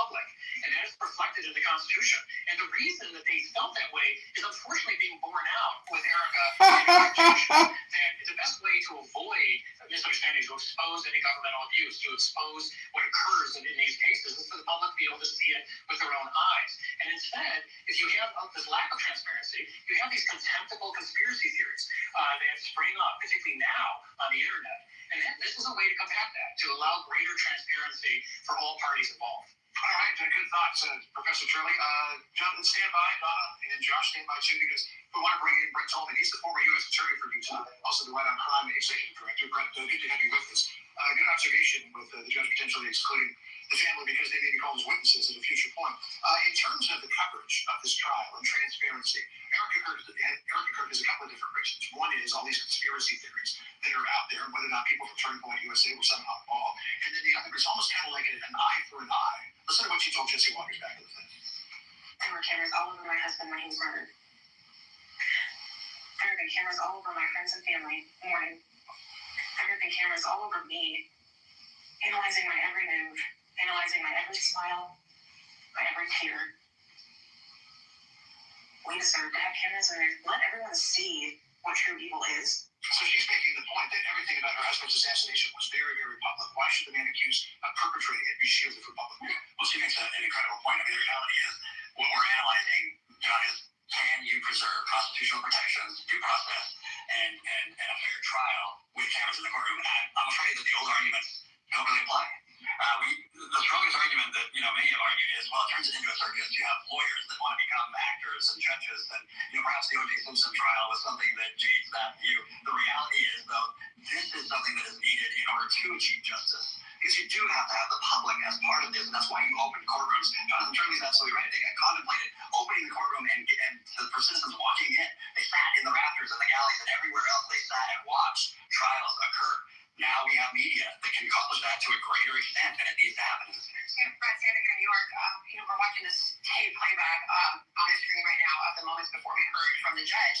Tyler Robinson, 22 years old, sitting with his attorneys, and he appeared smiling and even laughed at one point. And Jonathan was making the point that, oftentimes you see this, the accused criminal separating himself, being able to separate himself from the crime. I wonder if you could just further weigh in on that, as you have obviously seen courtrooms like this many times. Yeah, and Sandra, the thing that is so easily forgotten are the victims in the cases. And so you work as a prosecutor, you work as a defense attorney, and it becomes your day in, day out. And let's face it, they're seeing a more human side to Mr. Robinson. Okay, I was looking. They said that there's an unbelievable amount of evidence. This is an overwhelming level of evidence. So they didn't reference that here. If anybody knows what that's in regards to, I'd love to know. Accused in Charlie Kirk's killing chuckles in courts during first and Pearson hearing. I don't care.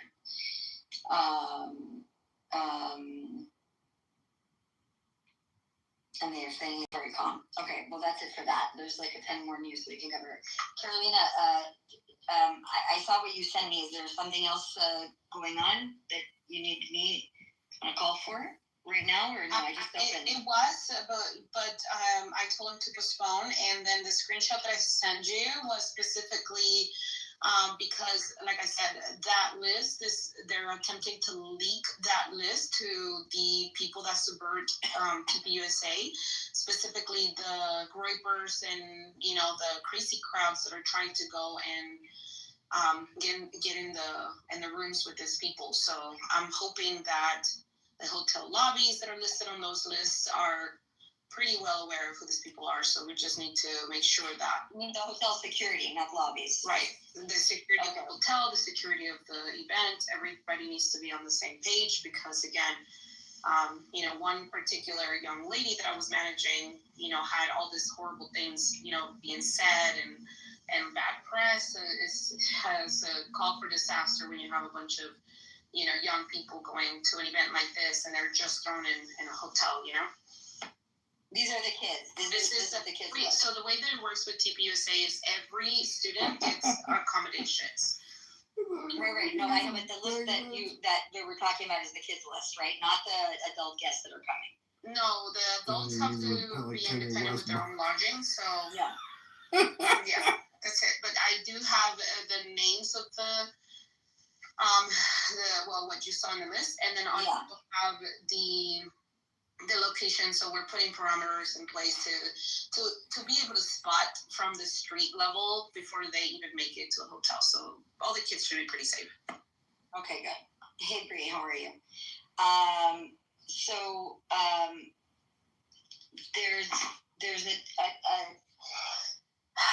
There's an interview that James Lindsay also did, by the way, regarding Dugan. Andrea posted it. I think it's on my feed as we speak. Do you want me to give you a summary of the Tyler Robinson trial today?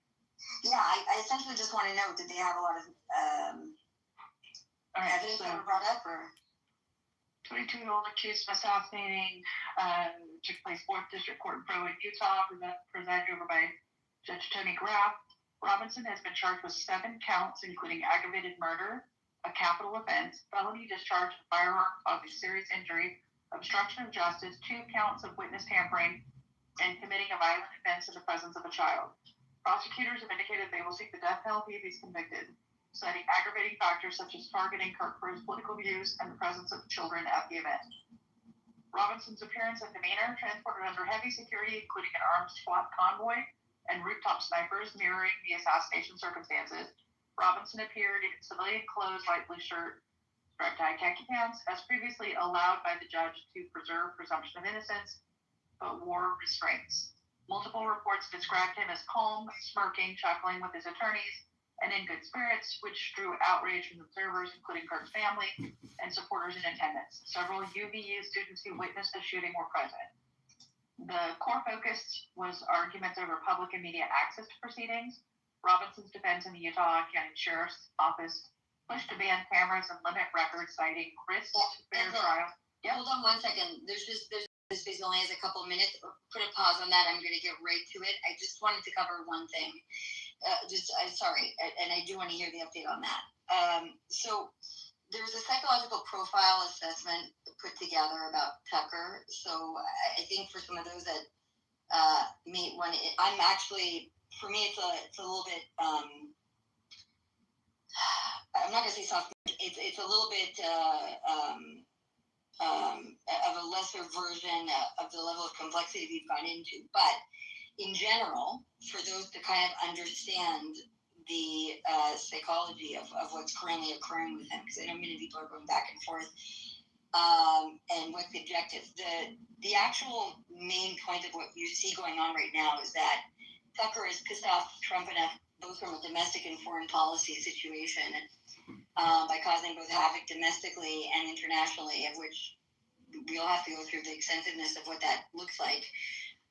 It's not just Trump. There's other people in the administration. Nobody mentioned J.D. Vance, as far as I know at this point. But this is an issue, and so somebody had created stuff as something based initially on some of the things that I had shared, and this is all mostly open source, so nobody should feel conflicted about anything.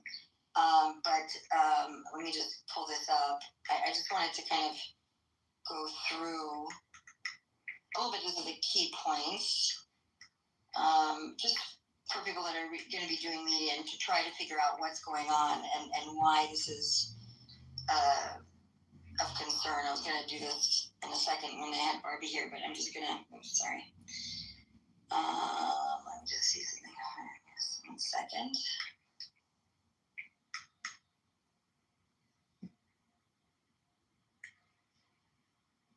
Okay.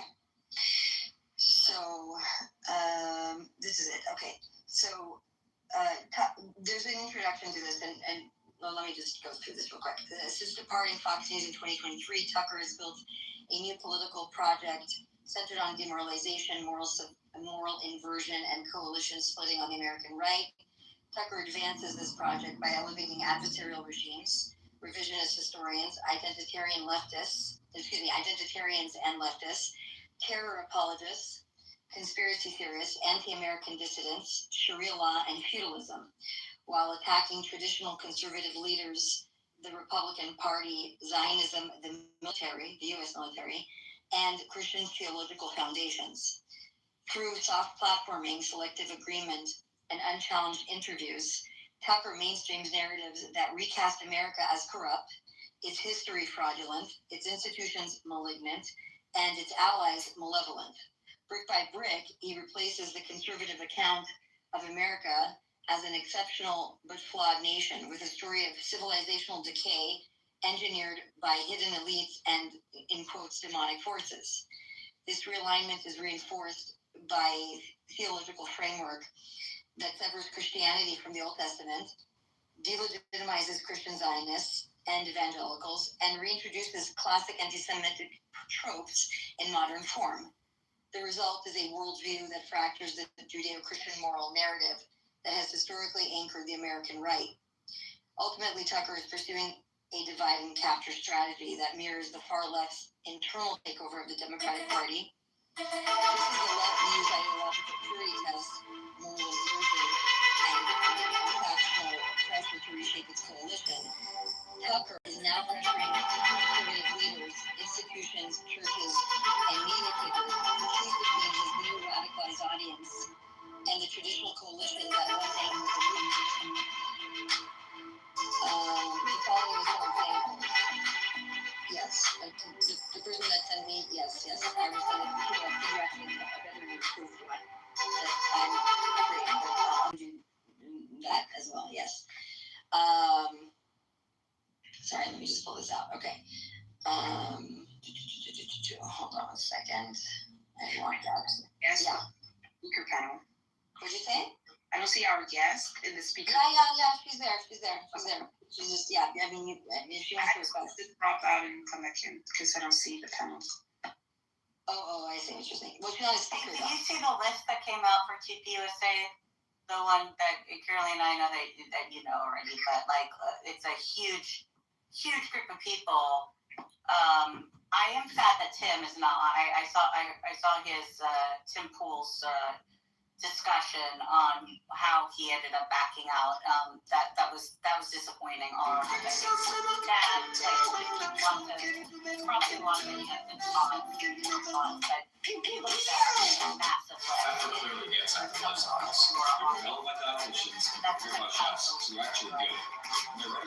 don't have these meals, protein shakes.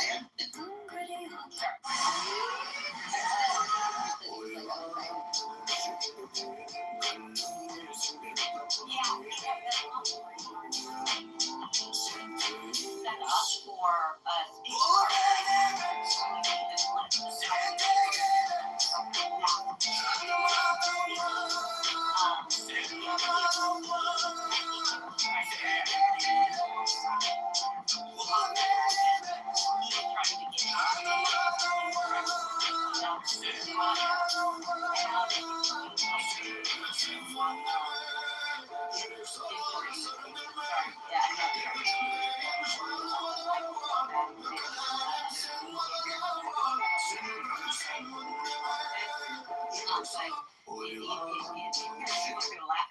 like I literally was not involved at all. I'm not an activist, so I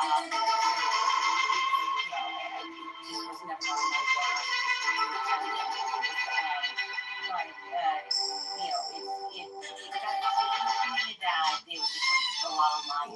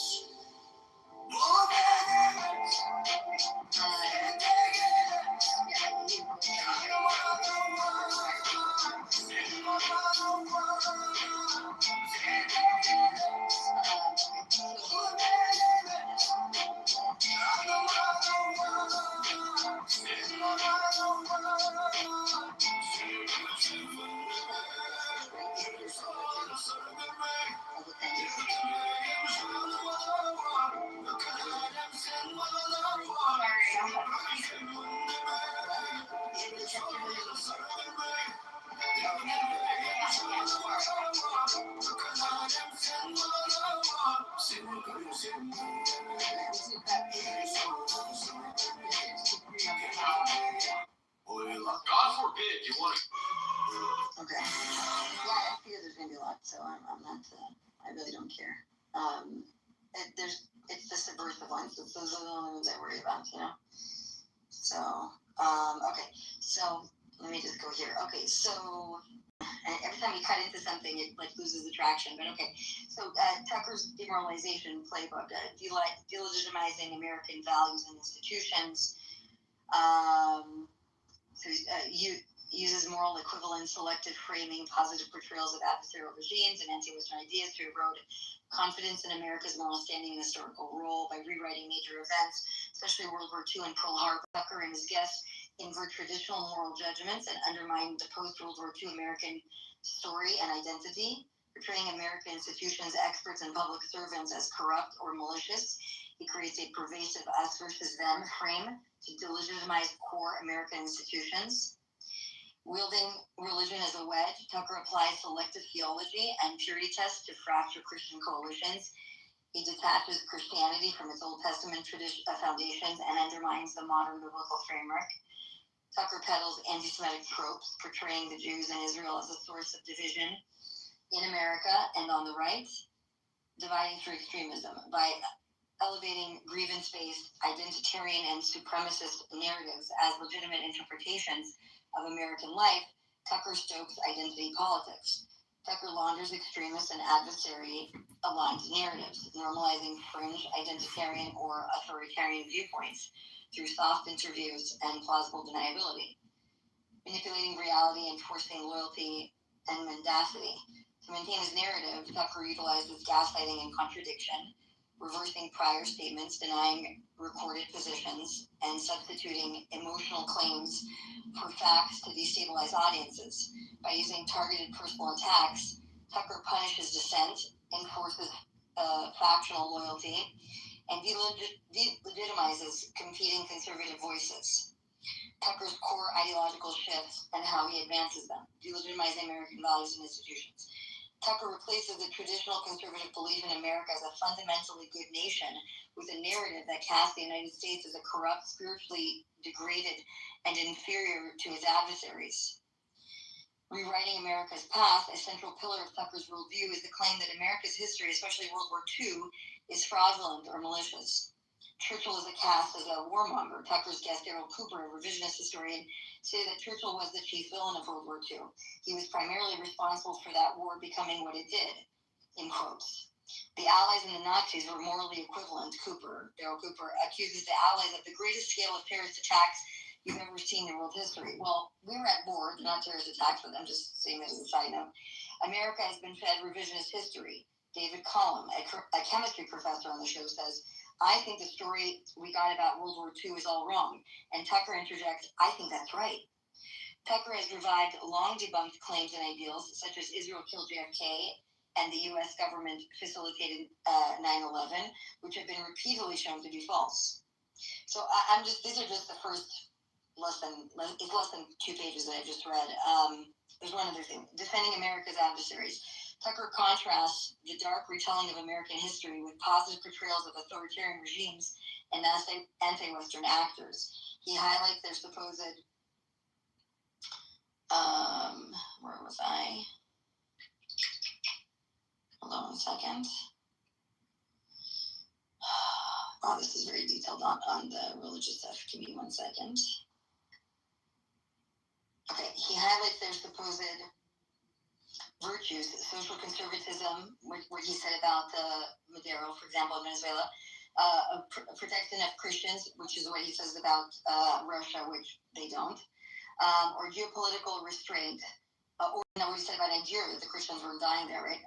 Or geopolitical restraint, while downplaying or ignoring their crimes, creating a moral equivalence that casts America as the destabilizing force in the world. For example, normalizing Maduro's tyranny through shared values. Tucker says in Venezuela, gay marriage is banned, abortion is banned, sex changes for transgender are banned. It's one of the very few countries with those policies. Those exist prior to Maduro, but that has nothing to do with the fact that people are starving over there and it's an authoritarian, destructive country. Downplaying Assad's heinous crimes. Tucker asks, why am I required to hate Assad? Some ophthalmologist from London is a bloodthirsty dictator? That's what Tucker said. I kid you not. Okaying death to America chants by Iran. During an interview with the president of Iran, Tucker fails to push back on claims that death to America actually means death to crimes, death to killing and carnage to supporting killing others, and death to insecurity and instability. He praises feudalism, for example. Tucker elevates ideas historically associated with anti-Western or theocratic systems, using them as contrast to portray America as chaotic and morally bankrupt. Feudalism. Feudalism is so much better than what we have now, because at least in feudalism, the leader is vested in the prosperity of the people he rules. The Taliban. Tucker claims that the Taliban's cruel method of treating drug use is morally superior than America's approach. The Taliban have a faith-based, nonsense, intoxicant policy in their rehab, and it works, and ours doesn't, in quotes. Sharia law. Tucker sarcastically criticizes Sharia law, implying that it's a good system, saying Sharia law is bad, it's worse than what's happening in New York and Detroit, it's just bad.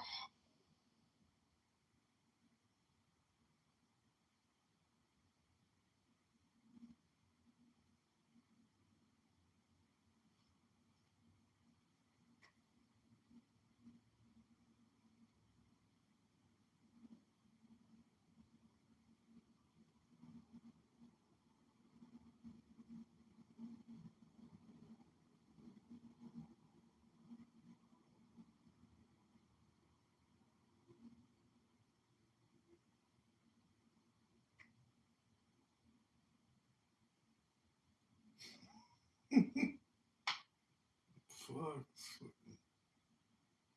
Fucking rich.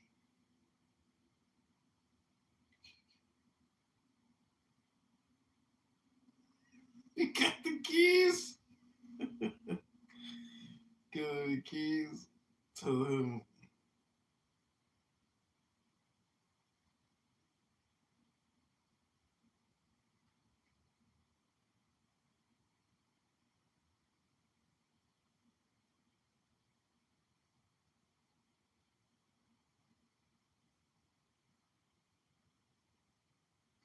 Tell him I found a book called The King of Keys by Rabbi Hashem.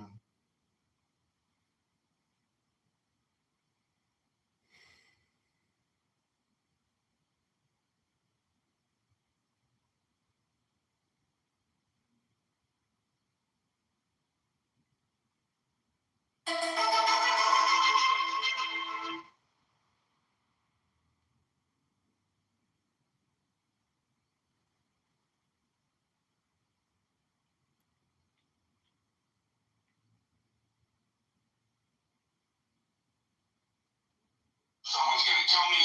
She says none of those messages exist. What the hell is he doing with his cell phone?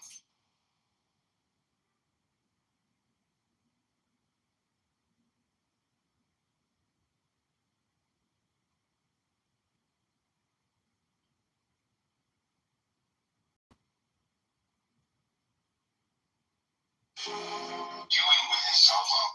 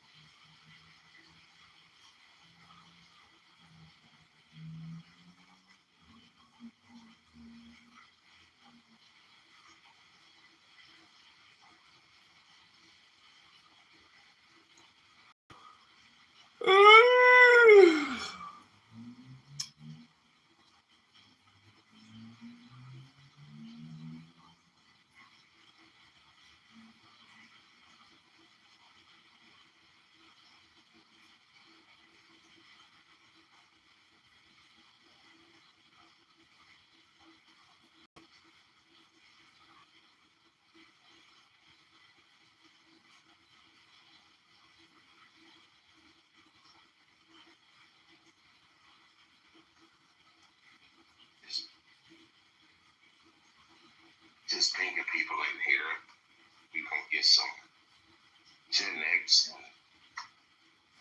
That's good. You do. You don't know shit. Who's Victoria? Yeah, but like, damn, bro, that's what made it irritating when I was trying to get the You information. Victoria, nigga. Just get up. That's Liquid's new name, Victoria. Yeah, bro. I said I didn't want to have it. You forced me. Nigga, could it be that's why they could it be that's why they fight with you? Could it be because like even the ones who are on your side find it to be insanely difficult to communicate with you? Yeah. I don't have any issue communicating with Buttercup. Thank you. Buttercup, you know who Alexander Solzhenitsyn is now? Oh my god. Yes, no? He is annoying. She's not a lesbian. Yeah, he's annoying because he's trying to talk about the He thing. doesn't shut the fuck up. He talks so much and he's so long-winded. He doesn't land a point. He goes on and on and on, and his fixation is demonizing. But he can't land the point because it will never land because they're not even It listening. takes so long. I've had many conversations with him. I literally can't have another one. But you were just doing that about the Trotsky house, even though no one mentioned the Trotsky house. Well, you were mentioning Bolsheviks, and Trotsky is a Bolshevik. He's Yes, very because big. I I was trying to change the topic to like art and culture, which is way more interesting than why the Jews are the root of all evil. Okay, do you like, what type of music do you like? I would say Do you like Kanye? no. You do, Rabbi. He has a nice song. It's called. Nobody thinks the Jews are the root of all evil. Do you know Nigga Halle? Eric does, and Rabbi do. I don't think the Jews, bro. I don't think all Jews are the same. But I do say this. And look, I'm not gonna. One thing. This is it. I believe men are men and women are women. Hang on, I'm taking notes. What was that? If you want to call a man a woman, that's your choice. Don't force me to say it. I don't believe it. I won't say it. And therefore, The Jews don't have a guts to have I'm trying to say it. explain to you my perspective. Would you call me mommy? I do see an issue. I see it that there is per capita more of these issues among the Jews. And you're asking me to deny that. But I believe it. I see it. Who's holding a gun to your head? Nobody. Fuck off. Like, no one's holding Okay, but you're all women. I don't care. You're trying to make it seem like I think all the Jews are the source of all The issues. Jews mind their own business. They don't legislate. They're not the fucking Christians that try to legislate their beliefs. And they live and let live. That's the difference between Jews and Christians. Christians try to impose. They're like fucking. Nigga, you can't legislate beliefs. You have none. You have no beliefs. But they do legislate. Jews have beliefs. No, you don't have beliefs. Well, then why do you care so much about our non-beliefs? What are your beliefs? Why do you care so much about? Why are you overbearing about whether or not we have beliefs? Tell me what because you don't have. You're the overbearing ones because you're the ones with the whacked out back ass. Yeah, you just don't have a normative authority. You just don't have that. You don't have a normative binding authority. You're angry at us for not having beliefs. You're angry at us for having beliefs. You're like enough. Yeah, again, you're fighting with. I'm not having the opposite belief shouldn't be the absence of belief shouldn't be offensive to you. It shouldn't be offensive. The absence. Yeah, you're fighting with yourself. No, you're the absence of belief shouldn't be provocative. Yeah, but you're fighting with yourself. I think listening should be more important because without it, there's no comprehension. Rabbi put his neck on the line for Epstein. I don't think a man who hates Jews would ever. I did put my neck on the line for Epstein. That is true. Now you. Well, you guys have a similar lifestyle. You suck at listening and therefore comprehension, Bobo, and there can be no conversation. Wow. You and Epstein have a similar lifestyle. So yes, doing nothing wrong is a similar lifestyle. Yeah. That we have in common. Okay. So, do you understand, Bobo, why it's infuriating to talk to you? No.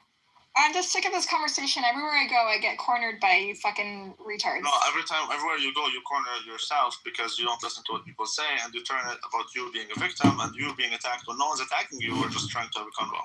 Everywhere you go, everywhere you go. Buttercup, what did I just say?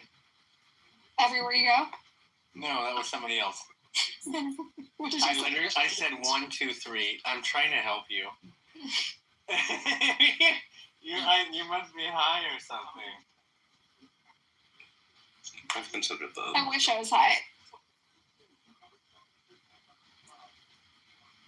Ping in our dealer, Bobadilla. Anyway, the next time you get high, you should listen to Tchaikovsky or A Little Dude. My mode Who did Peter and the Wolf? Peter and the Wolf. I don't know. Who did Benny and the Jets? Benny and the Jets. What are you talking about? What is that? I don't know what that is.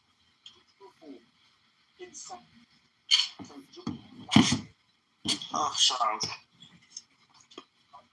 Look, man. You can keep wasting your time. As far as I'm concerned. Christians are the only religion that tries to legislate their beliefs on people. Christians are the only people who have beliefs worth legislating. That is true. That is true. That's number one. Number two, Christians are the only place who allow you, with all your degeneracies, to exist in the society. Number three, Christians are the only people who accept you without judging you, hurting you. They're the only people who give you equal rights. The only reason... I'm not judging you. The only reason why you're not fucking, like, what do you call them? Cuffs are not the sexual ones that you like. The actual cuffs, like working and fucking landmines like a nigger. The only reason why you're not like that is because of Christians, boo-boo. I just hope you understand. That's true. Oh. No, it's because of the union. Thank you. Thank you for rescuing humanity. Well, He works for a union. It's part of a union. Shit. Imagine legislating 754B. Abu Allah, is that your real foot? Where's Mama Jazzy? With my foot, yeah. You have like a decent looking foot. Thank you very much. I don't even wear socks in my shoes. You should start an OnlyFans. An OnlyFeet. Okay. You hear that, boys? But if we're truly to succeed in this mission, one of the biggest barriers is, of course, skill. Buttercup said she'll flick her bean to my feet. About AI and tech and drugs. I think she would, although I think she talks the talk, but she doesn't really walk it. I can move my big toe really quickly. Yeah. Can make rotate and vibrate. LOL. What do they call the? What do you? Are you 100% gay? You know how the prisoners Yeah. the prisoners drag like a big ball of like a cannonball, right? What do they call that? What? There's a I don't know if it's not a cannonball, but it's like a big cannonball that's tied to the prisoners. Oh yeah, it's a ball. It's like a I know what you're talking about. Ball and mace. I don't think Ball and chain. Yeah, exactly. So boo boo, the only reason is you're not dragging that boo boo is because you're gonna be dragging these nuts. That's why. That's exactly why. Oh, did you guys hear? John the Baptist and Winnie the Pooh have the same middle name. John the Baptist and Winnie the Pooh have the same middle name? Yes. That's very funny. How does that even make sense? Oh, child. Dumbass. Oh, dumb. Yeah. They do have the same middle name. Well, that's not a middle name, that's a title, so. Yeah. Anyways, Buttercup, all I'm trying to say is some chains unchain you, and once you gather enough wisdom to comprehend that, you will come to terms with the truth. What will unchain me from your ball sack? Well, no, in this example, these nuts unchain. Where do I get the key? I need to find it. I need to get. It's like starting to become a burden. What kind of chain unchains you? The key, these nuts. Unconnects you with all these falsities. I don't see how that works. You don't see it because you didn't try it. Okay. Let me give it a shot. That's what it is. Oh, bro. You guys, you're retarded.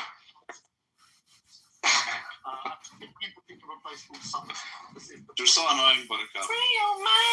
You're annoying, Rabbi. If I go to New York, I'm gonna elbow your face. Okay. Children in Somerstown. That's hot. I'm just kidding. Why elbow my face? I think elbowing is funny. Okay. It As sounds a threat. painful.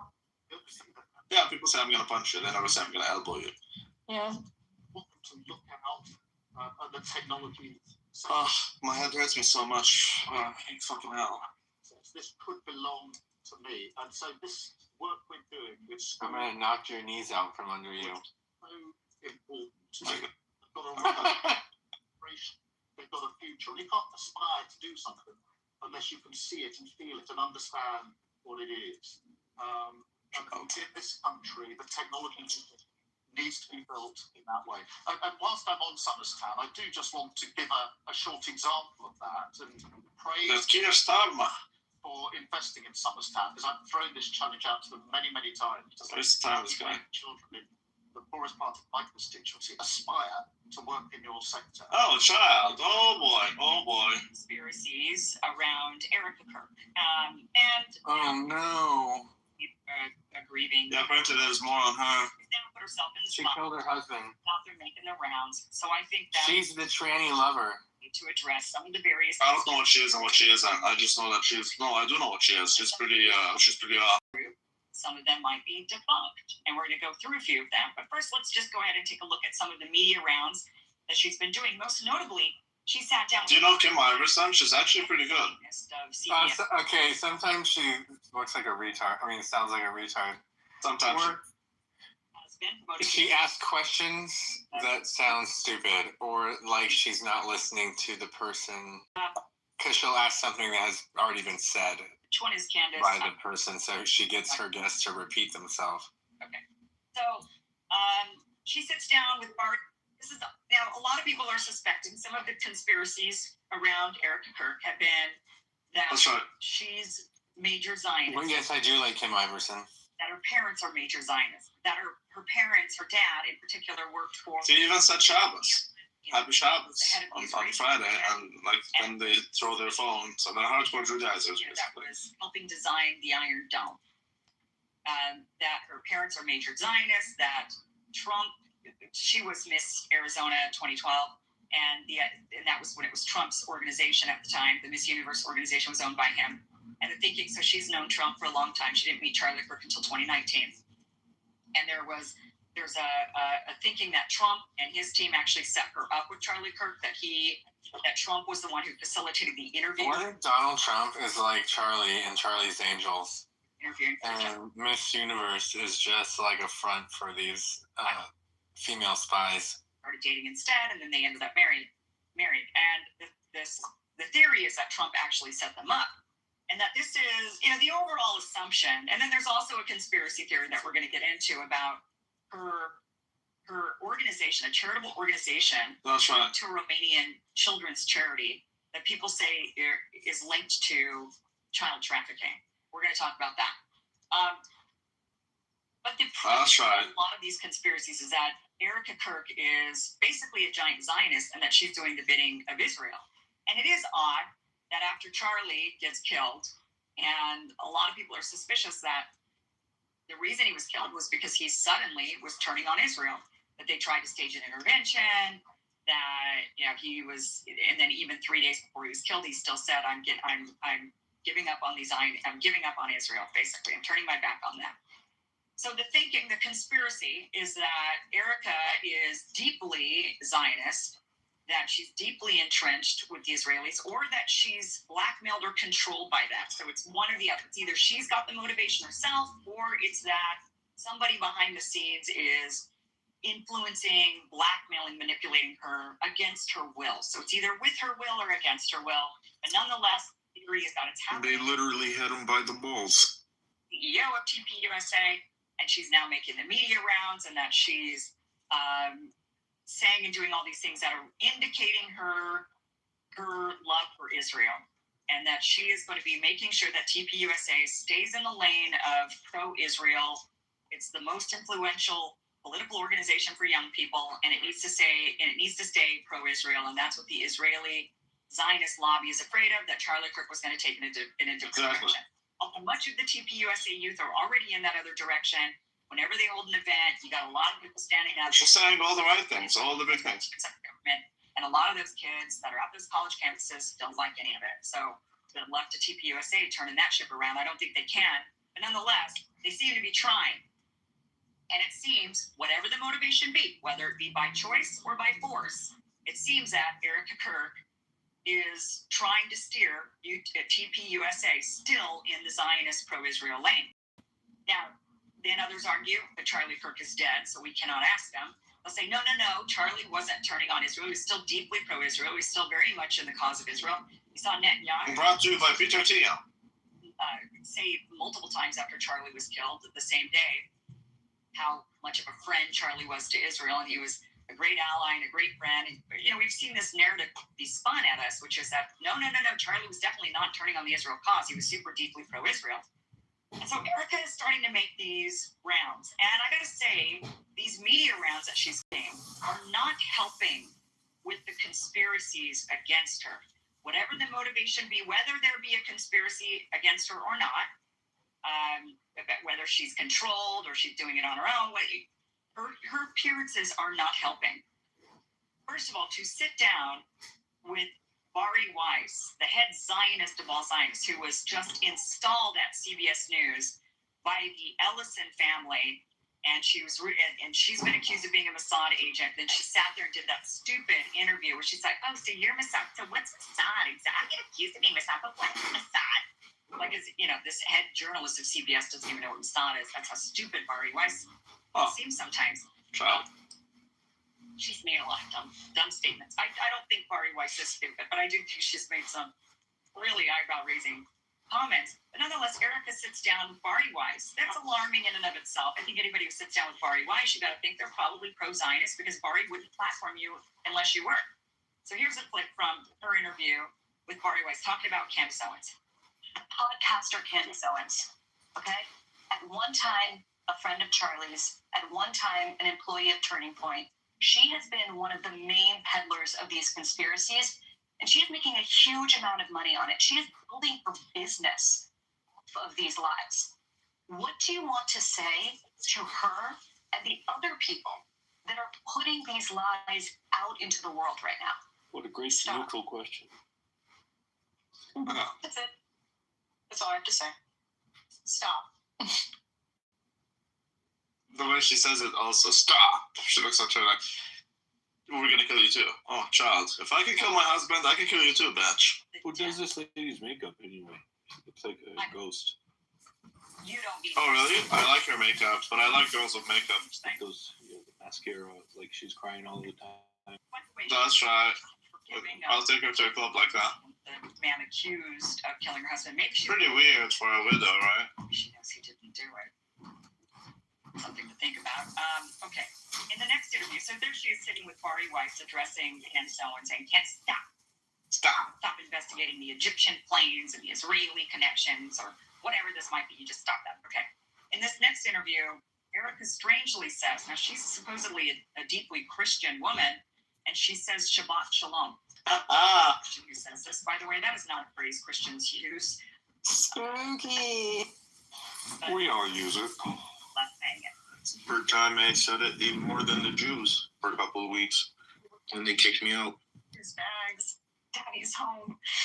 Take his phone Friday night, Shabbat Shalom, threw it in a junk drawer, and it was just. And that's what I always wanted to meet. Yeah, that's definitely not Christian. I'd always say, baby, I don't care what time you get home. Always care.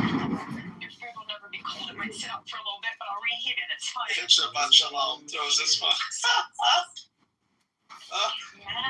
I love Tyler Robinson. But did that lady really say Shabbat Shalom? Why? Because throw the phone away. Yeah, because she's employed with the Jews. She's a Shabbos goy. She's trying to plant conspiracy theories. Get mad, but it's so easy. Listen. Okay, super weird to just throw in that Shabbat Shalom in there. I mean, did Charlie Kirk It's really edited. his cell phone in a drawer and say to Did someone check the original tape? It's there. I see it. And why? I mean, if you are doing, I mean, that just goes to show how deeply surrounded you must be. I mean, even if maybe he did say that every time on Friday, and you'd be like Shabbat Shalom to people on Fridays, even though he's totally a Christian.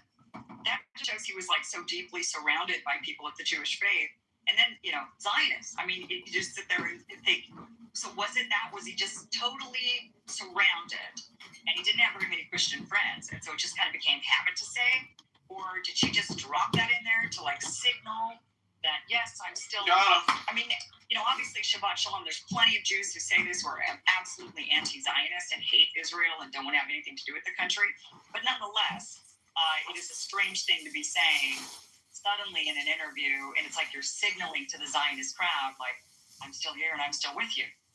She then talks a little bit more in a different interview, and these are all interviews she's been doing over the last week. She's just been making the media round. She's promoting her husband's book, and the book is about him honoring the Sabbath, which he did on Saturdays. Another strange thing. That's the Jewish day. The Muslims do it on Friday, the Jews do it on Saturday, and the Christians do it on Sunday. It's very strange that Charlie Kirk would celebrate it on Saturday. It's just all things that just are really odd. But she talks about how they honor the Sabbath. Apparently, you guys used to actually turn the phones out because you're day. Yes, Charlie he would honor the Sabbath, and that's his last book he wrote, Stop in the Name of God. It's all about honoring the Sabbath. And he had to it did not happen overnight. This is something that he leaned into. And on Friday night when he would get home from work, he would turn off his phone and he would shove it in the junk drawer and he would say Shabbat Shalom, shove it in the drawer, and he was full dad mode, fully with the kids, sports mode on Saturdays for college football. And he couldn't breathe. He had this sacred moment to just breathe and to rest and get away from the chatter, get away from the world, and just have a moment to understand that. This is damage control from the anti-Semitic allegations. Buttercup, do you do the same thing on Shabbos? No, I'm not observant, but my parents are, and it's actually really nice, the Shabbat. Yeah, she goes to speaker clubs on Shabbos. Now Buttercup really does sound like hell. She was like Frankists. You know the Frankists? She also... Unless she uses VPN to navigate around Shabbat laws and has like an Australian VPN. Shabbat is really nice. Like, if you have like a dinner party on Friday, and then you turn off your phone. It's good to turn off social media. I don't know. I wish I did it. And I remember looking behind me. But I think she's just doing damage control because he's an anti-Semite. I'll tell you who doesn't do it. Jeff, the Jew on Clubhouse. And as a typical mother, she said, go and say hi. And I called him out. Who's Jeff the Jew? I don't do it either. He's a Jewish guy named Jeff. Off like a crazy. Oh, I mean, I think most... I love Jeff. That ended up being Charlie. Oh, I know Jeff, the guy with the wife beater. Mm-hmm. Yeah, tell him I said Shabbat Shalom. He hates me. Just like Jay hates me for no reason. They just decided every time they see me, they curse me. Yeah, because J-Lo hates you? What? Yeah, J-Lo hates me. Mama J, I love her. Yeah, we all do. I don't know why she hates me. I told you a million times why, and you refuse to listen. No, I know why. You're right. That is why. She's got a Why? because I'm a capo. No, I'm using Israel. That's not why. They're impossible to talk to, that's why. It is, you are impossible to talk to. You were on my side like an hour ago. No, I'm just playing. With them. I don't know. I know she met him with Charlie. She might have even met. I won't accept their Jesus Christ is my savior, so I'm impossible to talk to. You're put out there, and he says, "I had J-Lo's Charlie." okay. Jesus Christ, who said Jesus Christ is your savior? Like, unless I accept your like weird, hateful branch of Christianity, you say I'm impossible to talk to. I don't know any other Christianity that doesn't have Jesus. Like, well, their rabbi and bishop, their Christianity is like especially hateful. They have two different kinds of Christianity. I know, but those are two strains of it. They're really hateful. All the fundamentalist Christians are hateful as fuck. Yeah, we're very hateful. Tell Jeff the Jew, the evangelical rabbi says Shabbat Shalom. Rabbi, check your message. And Charlie. A lot of people aren't saying that he was involved in some way. Maybe he was, maybe he wasn't. But what we do know is that the official story we've been fed, it's full of people are not bots. We're trying to, I see it. It's so funny. Number of cell phones. It's so funny. To foreigners, disproportionately Israeli. And you got these Egyptian planes and. Who's the narrator? Who's the show? What show are you watching? Like maybe they made stops in I Israel don't remember what it is. and went on. They had some kind of moments where they disappeared on the tracker and stuff. So there's all these really strange things. And then there's this kind of doubling, tripling, quadrupling down of like, oh, Shabbat Shalom. We love Israel. We're still, and just stop. Just stop. Very, very strange. Okay. So that's why there are a lot more conspiracies around Erica Cook. People that are saying, let's look more into her. And I think a lot of us have been like, let's give the grieving widow a moment. But she's now putting herself out there, doing a lot of different media rounds. And so I think it's fair now to maybe take a look at some of the conspiracies. So let's start off with her parents. The claim is, have you ever looked into her dad? Carl Kenneth Ransby. I don't know if I'm saying her maiden name right. But her father worked. The updates to the website is amazing. I love the DEI hires. Really? Yeah. Shows progression. Yeah, the AI is no longer working though. We need to, we could not. He just needs to let it work. He does work in the defense sector. Every time I update the website, it shuts down the AI, so it has to fix it. I love how it glows the DEI. Go check the contributions page. I'll check that out. Or any of that. He's now dead, by the way. But there's no link of him and this claim that he was the head of I love it. Montani. Where are the DEI hires? And so it doesn't look like it's there. I think you should be on the website. I'm surprised it isn't. Culture enrichment, kosher sex. Oh my goodness. I know I should be on the website. Oh my goodness, they put Danny on it. Danny is on this thing and I'm not? My goodness. Mom actually kind of a defense contract. I mean, she's very. We could probably get F-Tolls to sell feet pictures on the website. She's actually in the government. Different companies, all of the defense sector, and there's some really strange activity with her mother's companies that I think could be eyebrow raising, and certainly at the month show that look, any company that has security or defense contracts or ties probably has a lot of ties to Israel, to Israeli tech, Israeli Israeli contracts, and probably wouldn't want to piss them off. If you're in the defense and surveillance sector, you're heavily tied in with the Israelis. So you don't want to upset anybody. You don't want to lose your funding. Now, this is Erica talking. This is back in 2020. And she's talking about her mother, even why they moved to Arizona, why her mother moved to Arizona. And that was because she was going to be working for the Department of Defense and Department of Homeland Security. Can I ask a question? Off topic. How did your mom choose Phoenix? So she chose to move to Phoenix from Ohio because there was more of an opportunity for a female business owner out here, especially from the standpoint of she was getting involved with the government, so Homeland Security and Department of Defense. And so she had other business partners that were out here that were already in that industry, even one that was a mentor of hers. So it was really convenient to be able to come all together in one place to really have that.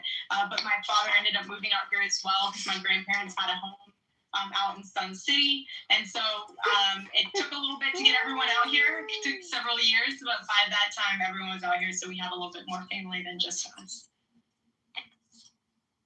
Okay, so we know now her mother did work in the Department of Defense and Department of Homeland Security. That was confirmed by Erica. But also look at her LinkedIn. This is Lori Fransby, and she's the chairman and founder of AZ Tech, of G Tech, of E3 Tech, master's degree at University of Cincinnati. So she at least has these three heavily tech companies that are heavily involved in defense sector contracts.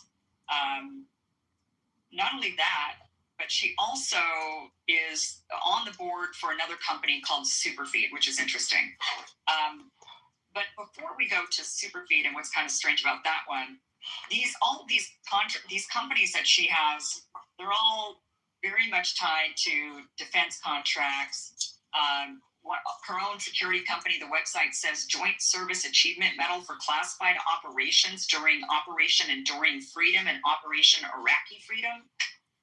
Okay, so she's clearly heavily in the defense sector, got a lot of contracts with the defense sector. The company that they said that Erica's dad had founded was ATEC, or AZTech, sorry. And no, he actually just worked for Erica's mom. Oh. So he was actually a subordinate to Erica's mom. At least that's the research. That's what it came back at. It's a little bit confusing because I know that they did divorce at one point, but I don't know if he still worked for her mother's company after they got a divorce, or did he work for the company?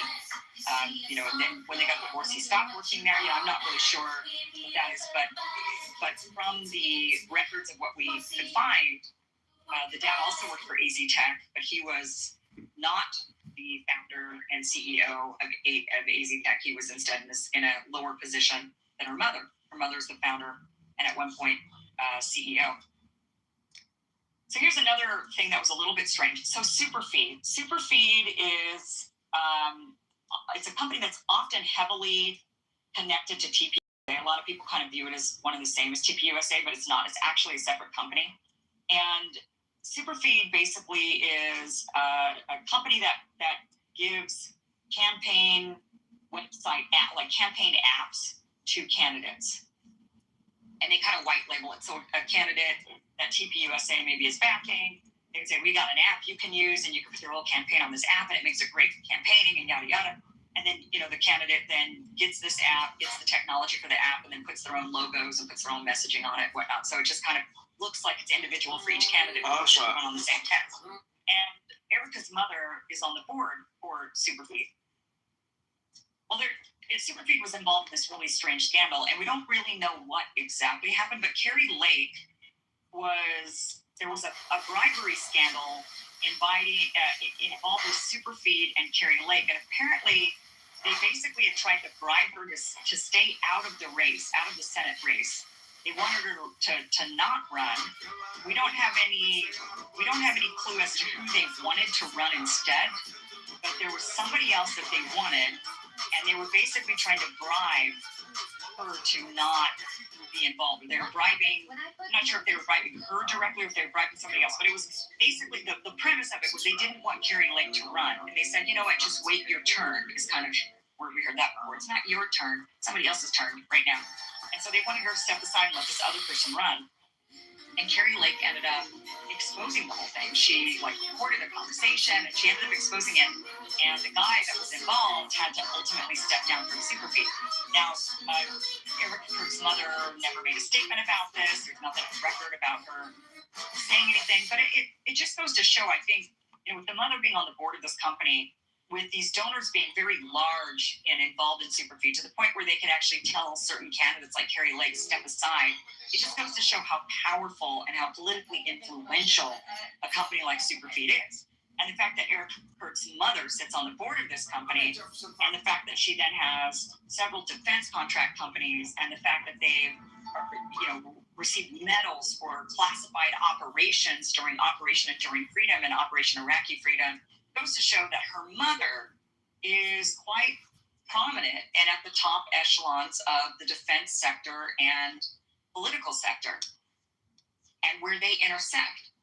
And I think it's an intriguing question to ask, which is, okay, if you are at the top levels of politics, which we know is all the Republicans are bought off by AIPAC, for example, and if you are also at the top defense, if you are dealing with lots of defense contracts and have many defense companies, then I think it's a fair question about what do you think about Israel and why? Is it because you have deep held religious beliefs and you're just a Christian Zionist because of your beliefs? Or is it because you've got a lot of money in the game? Or is it because you're heavily invested?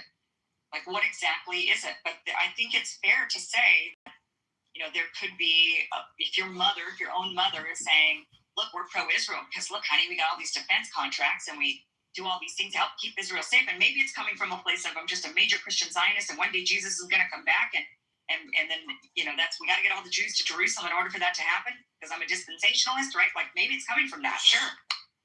Or maybe it's coming from a completely different motivation.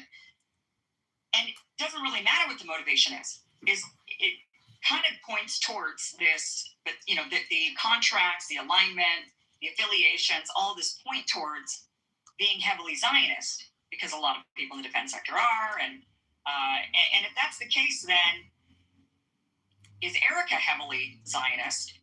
One would think. She was raised by her mother, but of course you don't always have the same views as your parents. But then, you know, we don't know what was going on behind closed doors, and Erica Kirk has made it very public and often, and she's right to do this, to say, I think she's personally right on this point, that whatever squabbles you have between you and your spouse, you should keep it to yourself. Like, you shouldn't make that public. You shouldn't go talking to your friends about it, because the minute you do, your friends start judging, everybody starts judging, and then your spouse can't overcome it, and your private conversations become, you know, kind of a mess for your friends and family members, and everybody gets judgmental. Everybody's protective of the one that they're related to or that they're friends with. And so Erica said several times when she was on Charlie Kirk's show that, you know, she believed in keeping their squabbles private. Did they squabble about Israel? Were they not on the same page? Was Charlie starting to change his mind? Was he starting to say, look, I don't know if I can support this anymore? And even then, Erica said that it was an evolution. And she didn't know him she met him in 2019. They married in 2021. And he just died this year. So they didn't know each other for that long, really. I mean, you know, it's not that long. And she said it was an evolution. So while she had known him in that short period of time, I mean, just think, since the beginning of the pandemic, I mean, really is what we're talking about. Since the beginning of the pandemic till now, Charlie Kirk had changed, and it started saying things like Shabbat Shalom. Like, this isn't something that that was ingrained in him by his parents when he was younger. This wasn't a belief system that he had for a long time. She said it was an evolution that got him to that point where he was celebrating the Sabbath on Saturday and saying Shabbat Shalom to people while she knew him. I mean, it's kind of weird. You know, it's just, I think it's worth questioning. Like, what exactly was their dynamic? What was her thinking about Israel? What was that all about? Were they on the same page? I think is the big question. And not that I'm accusing her of, you know, anything nefarious against her husband. I'm not. But at the same time, I'm also not, because I also think that spouses should always be the first suspect, because they usually are.